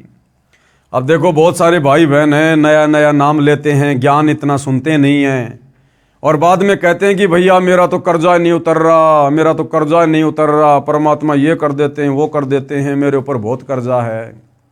देखो, जिसके घर में शिशु रूप में खुद कबीर भगवान आए, प्रकट हुए, और वो आत्माएं भी किस प्रकार से कर्जे में डूबी हुई थी, उनको भी लोग पैसे के लिए धमकी दे दे के जा रहे थे, धमकी दे दे के, जबकि उनकी झोपड़ी में सारी सृष्टि का पालन पोषण करने वाला, लोगों को सेठ बनाने वाला, राजा बनाने वाला, दुनिया को धन देने वाला वो कबीर परमात्मा विराजमान था। तो भाई और बहनों, ये भक्ति ज्ञान आधार की है। अगर परमात्मा की शरण में है, मर्यादा में रह के भक्ति कर रहे हैं, नेक नीति ईमानदारी से जैसा भी छोटा मोटा काम धंधा कर रहे हैं और लोगों से पैसा लिया हुआ है, यदि वापस लौटाने की हमारी नीयत है तो भाई और बहनों, कोई फांसी नहीं तोड़ देगा, कोई मर्डर नहीं कर देगा। हम परमात्मा की शरण में हैं, सबकी बुद्धि परमात्मा के हाथ में है। इसलिए हमने धैर्य पूर्वक इस ज्ञान को अच्छे से समझकर भक्ति और भगवान में किसी प्रकार का दोष प्रकट ना करते हुए हमने भक्ति पे लगे रहना है। धीरे धीरे सारे कार्य परमात्मा अवश्य ठीक करता है।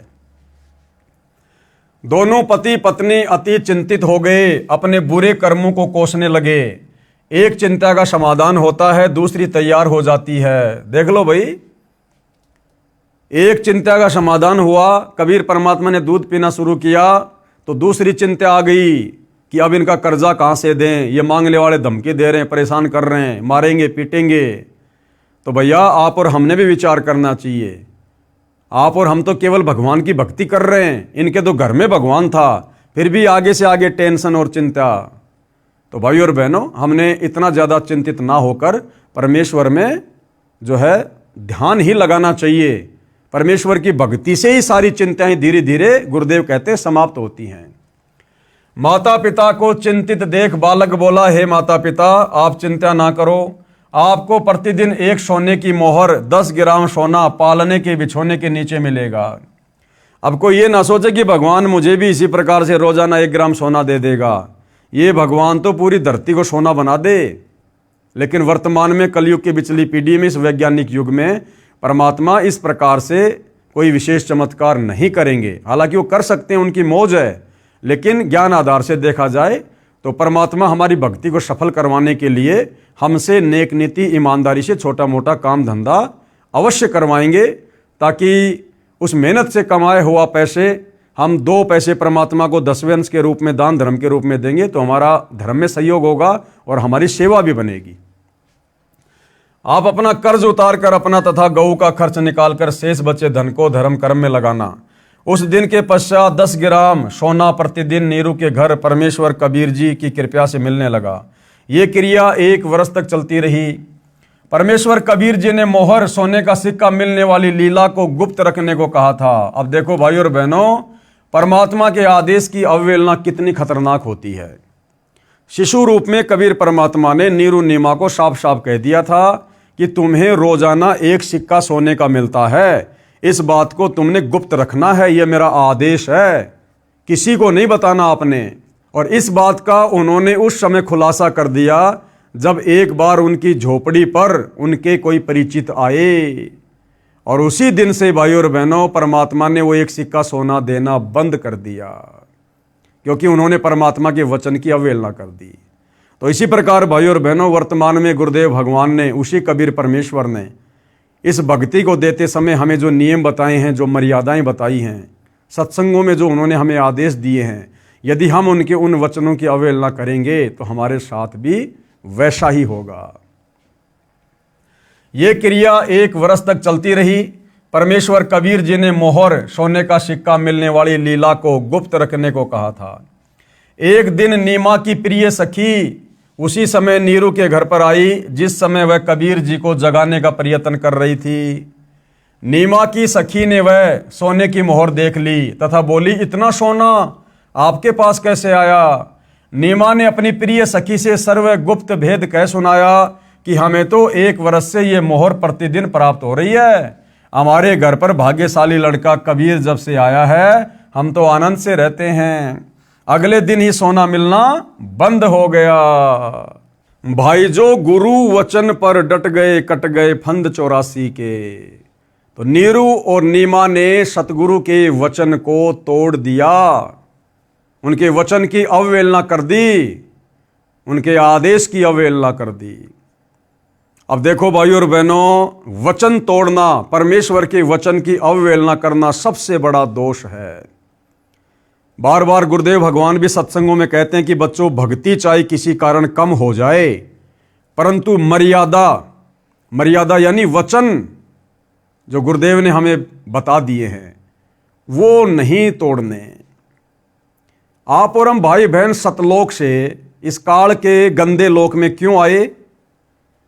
सिर्फ इसी कारण से क्योंकि हमने सतलोक में परमात्मा के वचन की अवहेलना की थी। हमने उनकी मर्यादाओं को तोड़ दिया था, उनके आदेश की पालना नहीं की, हल्के में ले लिया, जिस प्रकार नीमा ने हल्के में ले लिया।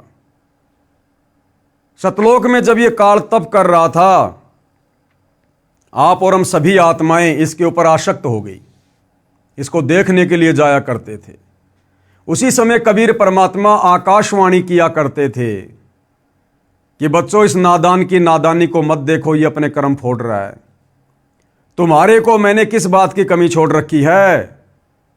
तुम्हारे पास में किस चीज की कमी है? बार बार समझाया परमात्मा ने हमें, कई बार आकाशवाणी की, लेकिन हमने परमेश्वर के वचन पर ध्यान नहीं दिया। हमने परमेश्वर की आकाशवाणी को, अपने पिता की आवाज को हल्के में ले लिया और उनके वचन की अवहेलना हो गई।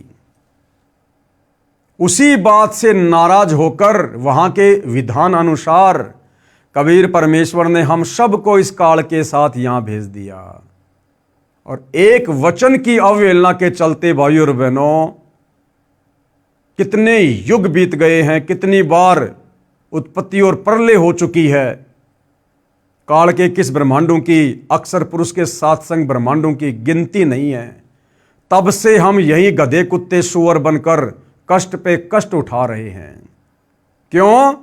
सतलोक में परमात्मा के वचन की अवहेलना करने के चलते। अब आज वही कबीर परमात्मा फिर से आप और हमें इस काल के कष्टों से छुड़वाकर सतलोक ले जाने के लिए आए हैं। संत रामपाल जी के नाम से उन्होंने हमें भक्ति दी और परमेश्वर ने फिर हमें कुछ वचनों में बांध दिया। वचनों में बांधने का मतलब है मर्यादाओं में बांधना। परमेश्वर ने हमें कुछ वचन दे दिए कि बेटा, तुमने शराब नहीं पीनी, मांस नहीं खाना, जुआ नहीं खेलना, ये मैच वगैरह नहीं देखना, बालों में डाई नहीं लगाना, किसी देवी धाम पर नहीं जाना, किसी तीर्थ धाम पर नहीं जाना, आन उपासना नहीं करनी, मोबाइल में वीडियो गेम नहीं देखना, ये फिल्में और फालतू के सीरियल नाटक नहीं देखना। बेटा, राजनीति नहीं करनी, राजनेताओं के समर्थन में धक्के नहीं खाना, कहीं लोगों से फालतू का भाईचारा नहीं निभाना। जगतकार भगत का 36 का आंकड़ा होता है। ये तमाम प्रकार की नियम और मर्यादाएं देकर गुरु ने हमें अपने वचन में बांध दिया। अब भाइयों और बहनों, यदि हम उस परमेश्वर के वचन को तोड़ेंगे और यदि हम उस परमेश्वर के वचन को तोड़कर कभी राजस्थान के गैंगस्टर आनंदपाल सिंह की, जो कि गुंडा था, हम उसकी सीबीआई जांच का समर्थन करेंगे तो परमेश्वर का वचन टूटेगा। क्योंकि संतों का और गुंडों का कोई मेल नहीं होता। संत कभी भी गुंडों का समर्थन नहीं करते। संत कभी भी गुंडों की सीबीआई जांच के लिए अपनी नेक नीति और मेहनत की कमाई का पैसा नहीं देते। जैसा कि राजस्थान के अजमेर में आनंदपाल सिंह की उस गैंगस्टर की सीबीआई जांच के समर्थन में राजपूत करणी सेना को राजस्थान की संगत के द्वारा राजस्थान के सोजत आश्रम वालों ने 5 लाख रुपए दिए। ये परमेश्वर के वचन की धज्जियां उड़ाई गई। उसके बाद हरियाणा के जाट आरक्षण में सतलोक आश्रम धनाना वालों के द्वारा लाखों की संख्या में संत रामपाल जी के भक्तों को धरनों पर बैठा दिया गया और ज्योति पाठ और दान धर्म का रुपया जो केवल अपने गुरुदेव के हाथों में दिया जाता है, सुपात्र को, जाट आरक्षण में उन कुपात्रों के हाथों में करोड़ों में दिया गया। करोड़ों में, कभी 11 लाख, कभी 25 लाख, कभी 5 लाख। और परमेश्वर के वचन की धज्जियां उड़ाई गई। हरियाणा के सोनीपत के गोहाना में जाट धर्मशाला का 5वां फ्लोर सतलोक आश्रम धनाना वालों ने बनवाकर, गुरुदेव के कलयुगी परिवार ने बनवाकर लगभग 1 करोड़ रुपया उस धर्मशाला में लगाया भक्तों के ज्योति पाठ और दान का। परमेश्वर के वचन की धज्जियां उड़ाई गई। अयोध्या के राम मंदिर में, वो राम मंदिर आन उपासना का केंद्र, वहां आने वाले लोग आन उपासी, और वहां जाकर सतलोक आश्रम वालों ने 1 महीने का भंडारा लगाया, आन उपासना को बढ़ावा दिया, परमेश्वर के वचन की धज्जियां उड़ाई गई। गांव धनाना में बैडमिंटन का स्टेडियम बनाया गया, जबकि गुरु का आदेश है मोबाइल में भी वीडियो गेम नहीं खेलना और देखना। और सतलोक आश्रम धनाना वालों ने, गुरुदेव के कलयुगी परिवार ने करोड़ों रुपए की लागत से धनाना गांव में बैडमिंटन का स्टेडियम बना के दे दिया गांव वालों को। परमेश्वर के वचन की धज्जियां उड़ाई गई। परमात्मा कहते हैं 100 वर्ष सतगुरु की पूजा, एक दिन आन उपासी, वो अपराधी आत्मा फिर पड़े काल की फांसी। सतलोक आश्रम धनाना वालों ने, गुरुदेव के परिवार ने 500 हरियाणा रोडवेज की बसों में भक्तों को बैठाकर आन उपासना के तहत रोहतक के पैरावर में परशुराम की जयंती के दिन कम से कम 50,000 संगत को वहां मुख्यमंत्री की रैली में बैठा दिया। परमेश्वर के वचन की धज्जियां उड़ाई गई। हाल ही कुछ दिन पहले हिसार की जाट धर्मशाला में एक समाज सेवी छोटू राम की जयंती मनाई गई, और परमात्मा ने हमें मना किया है किसी मरे हुए व्यक्ति की जयंती पर, उसकी पुण्यतिथि पर, उसकी बरसी पर, उसकी यादगार पर हम लोगों ने नहीं जाना है। हमने मुर्दों की पूजा नहीं करनी। लेकिन सतलोक आश्रम वालों ने, गुरुदेव के परिवार वालों ने झूठे मान सम्मान के चक्कर में हिसार की जाट धर्मशाला में और छोटू राम की जयंती पर जाकर खुद भी मर्यादा तोड़ी, संगत से भी मर्यादा तोड़वाई।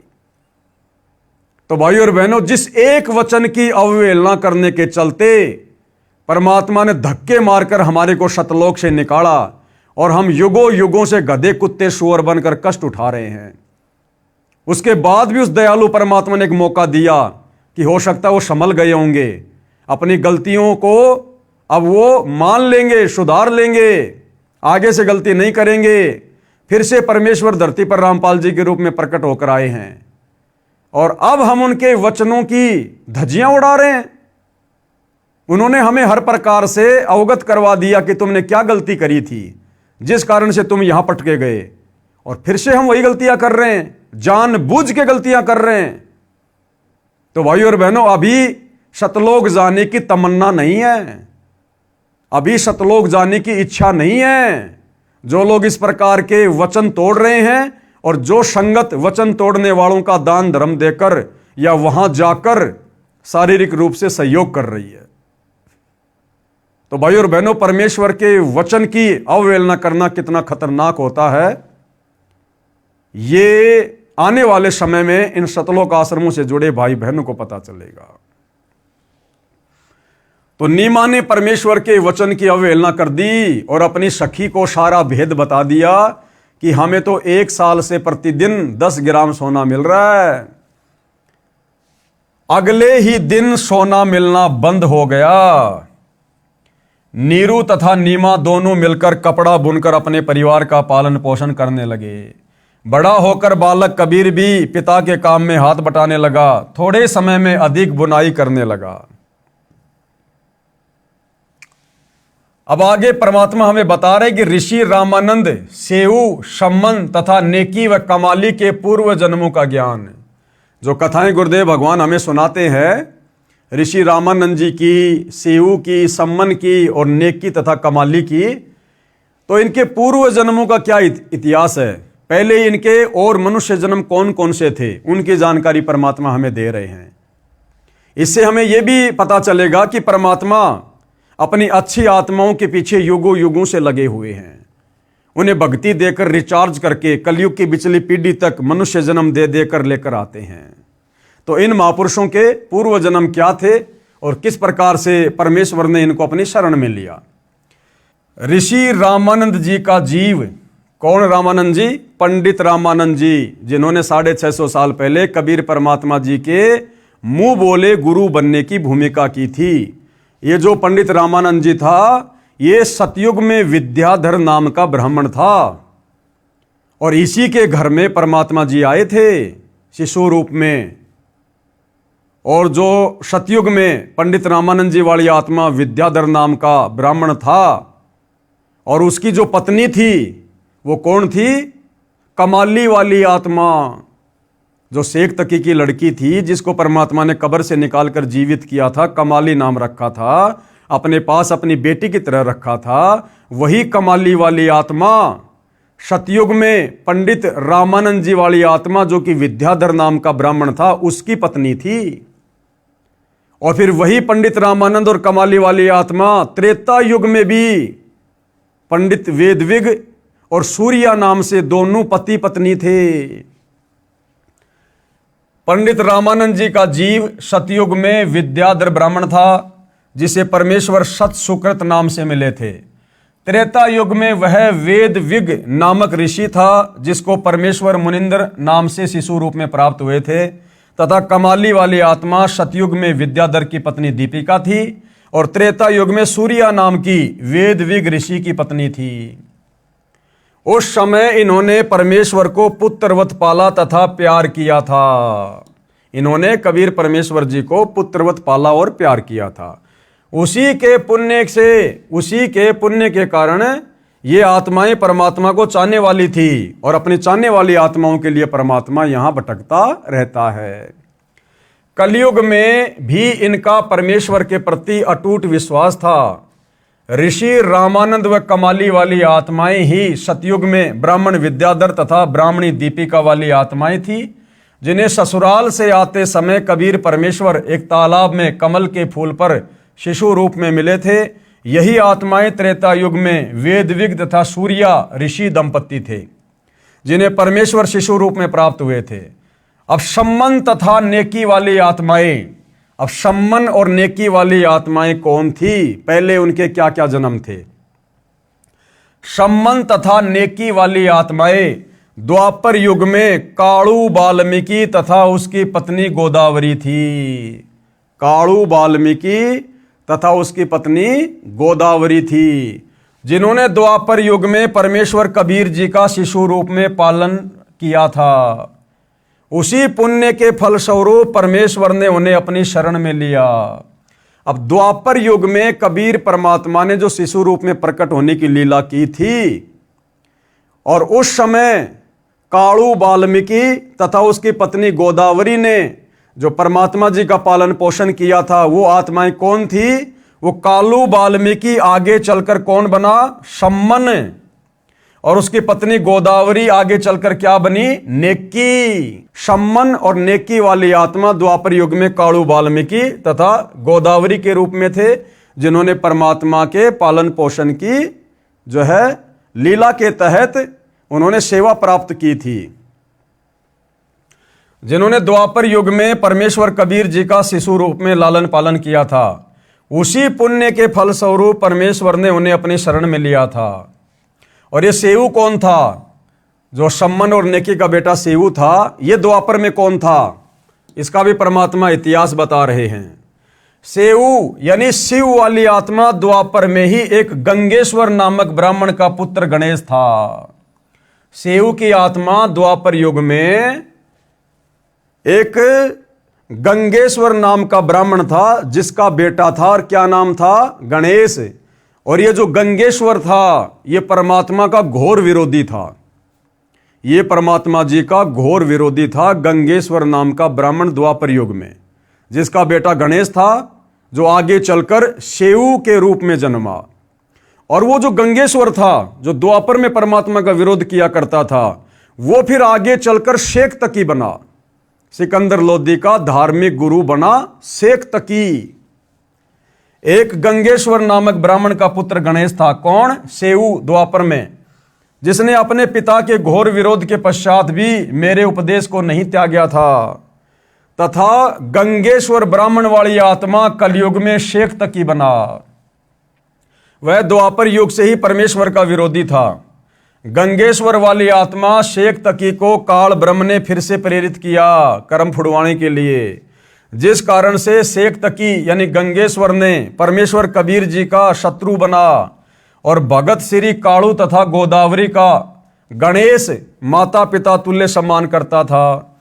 और द्वापर युग में कबीर परमात्मा का जिस काणु नाम के वाल्मीकि और उसकी पत्नी गोदावरी ने जो परमेश्वर की सेवा की थी, उनका पालन पोषण किया था, वो जो गणेश था, जो गंगेश्वर का लड़का, वो उन दोनों को बहुत प्यारा था।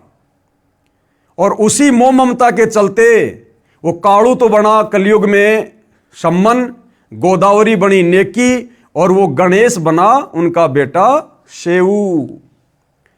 भगत श्री काणु तथा गोदावरी का गणेश माता पिता तुल्य सम्मान करता था। रो रो कर कहता था, काश आज मेरा जन्म आप वाल्मीकि के घर होता।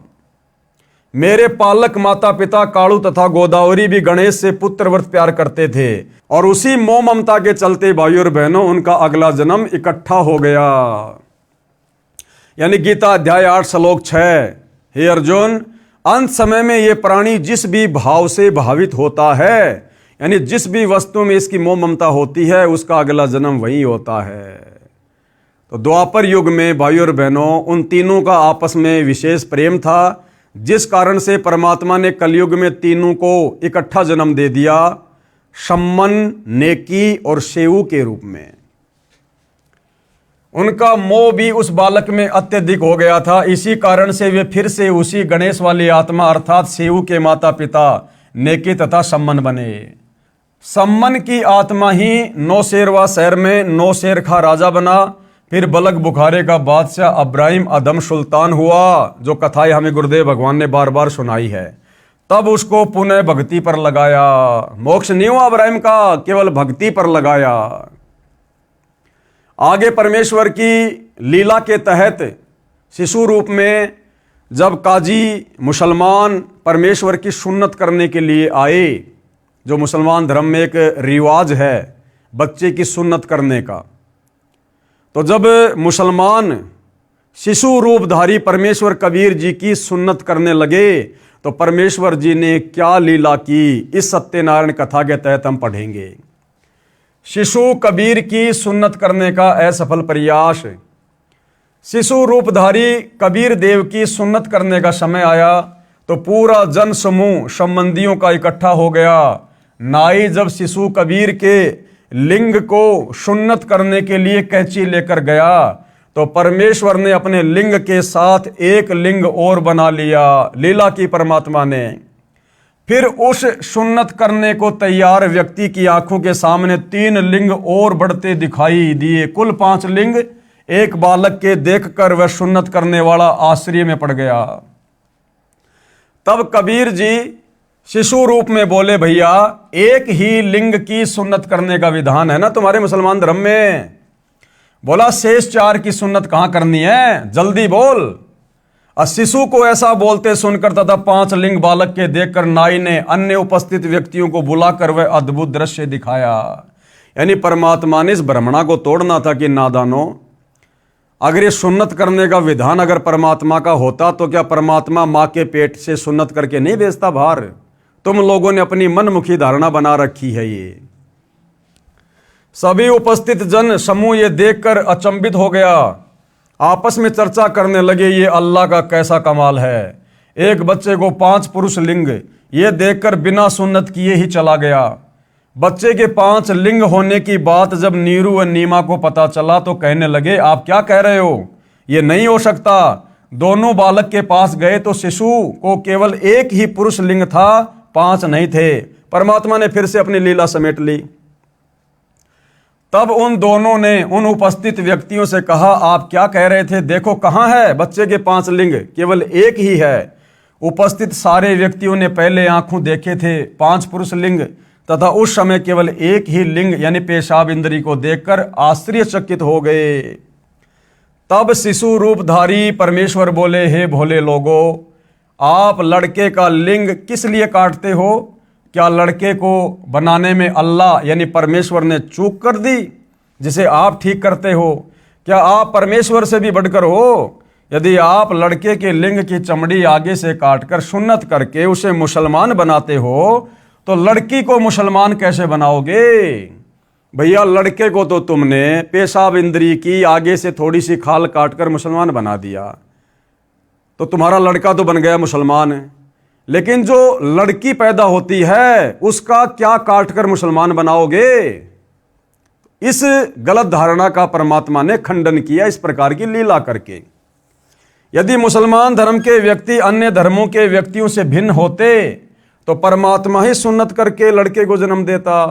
हे भोले इंसानों, परमेश्वर के सब प्राणी हैं। कोई वर्तमान में मुसलमान समुदाय में जन्मा है तो वह मृत्यु उपरांत हिंदू या ईसाई धर्म में भी जन्म ले सकता है। इसी प्रकार अन्य धर्मों में जन्मे व्यक्ति भी मुसलमान धर्म व अन्य धर्म में जन्म लेते हैं। ये धर्म की दीवारें खड़ी करके आपसी भाईचारा नष्ट मत करो। ये सब काल ब्रह्म की चाल है जो ये धर्म बनवा दिए, जातियां बनवा दी। अन्यथा सतयुग त्रेता द्वापर में कोई धर्म नहीं था, लेकिन इस कलयुग में काल और परमात्मा का पहले से एग्रीमेंट हो चुका था। काल ने कहा था कि परमात्मा आप 3 युगों में जीव सतलोक थोड़े लेकर जाना, और जब कलयुग आ जाए उस समय जितने मर्जी जीव ले जाना। तो इस समय के विषय में पहले से ही काल और परमात्मा के बीच में एग्रीमेंट हो चुका था। तो काल ने इस समय आप और हमारे को जातियों के नाम पर, धर्मों के नाम पर, समुदायों के नाम पर, रंग भेद के नाम पर देश और दुनिया में तरह तरह की दीवारें खड़ी करवा दी, सबकी भाषाएं अलग अलग करवा दी। तो इस प्रकार से काल ने अपना जाल फैला दिया ताकि ये आत्माएं आसानी से उस परमात्मा के संत के संपर्क में ना आ जाएं। तो ये जो धर्म की दीवारें हैं ये परमात्मा ने नहीं, इस काल ब्रह्म ने, ब्रह्मा विष्णु महेश के पिता ने खड़ी कर रखी हैं। ये सब काल ब्रह्म की चाल है। कलयुग से पहले अन्य धर्म नहीं थे, केवल एक मानव धर्म, मानवता ही था। अब कलयुग में काल ब्रह्म ने भिन्न भिन्न धर्मों में बांटकर मानव की शांति समाप्त कर दी है।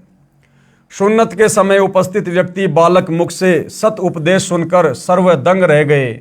माता नीमा ने बालक के मुख पर कपड़ा ढक दिया तथा बोली, घना मत बोल, काजी सुन लेंगे तो तुझे मार डालेंगे, वो बेरहम है बेटा।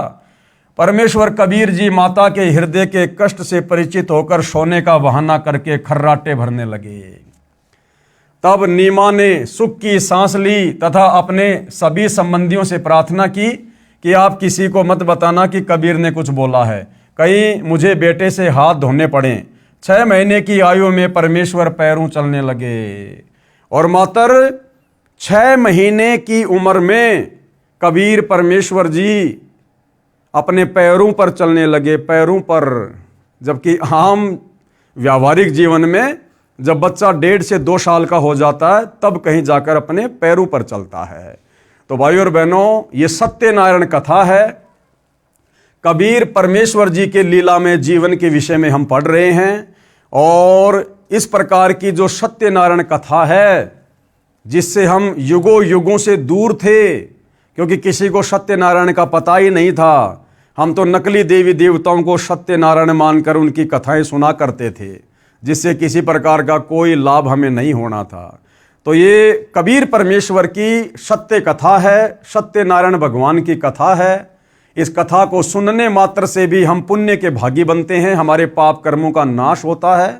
तो भाइयों और बहनों, आज परमेश्वर जी की इस कथा में केवल इतना ही। अगले वीडियो में फिर से गुरुदेव भगवान के आशीर्वाद से उनकी सत्यनारायण कथा का आनंद लेने के लिए, पुण्य प्राप्ति के लिए फिर से सेवा में हाजिर होंगे। तब तक गुरुदेव भगवान हम सबको आज्ञा दे, आशीर्वाद दे, इजाज़त दे। बंदी छोड़ सतगुरु रामपाल जी भगवान की जय हो।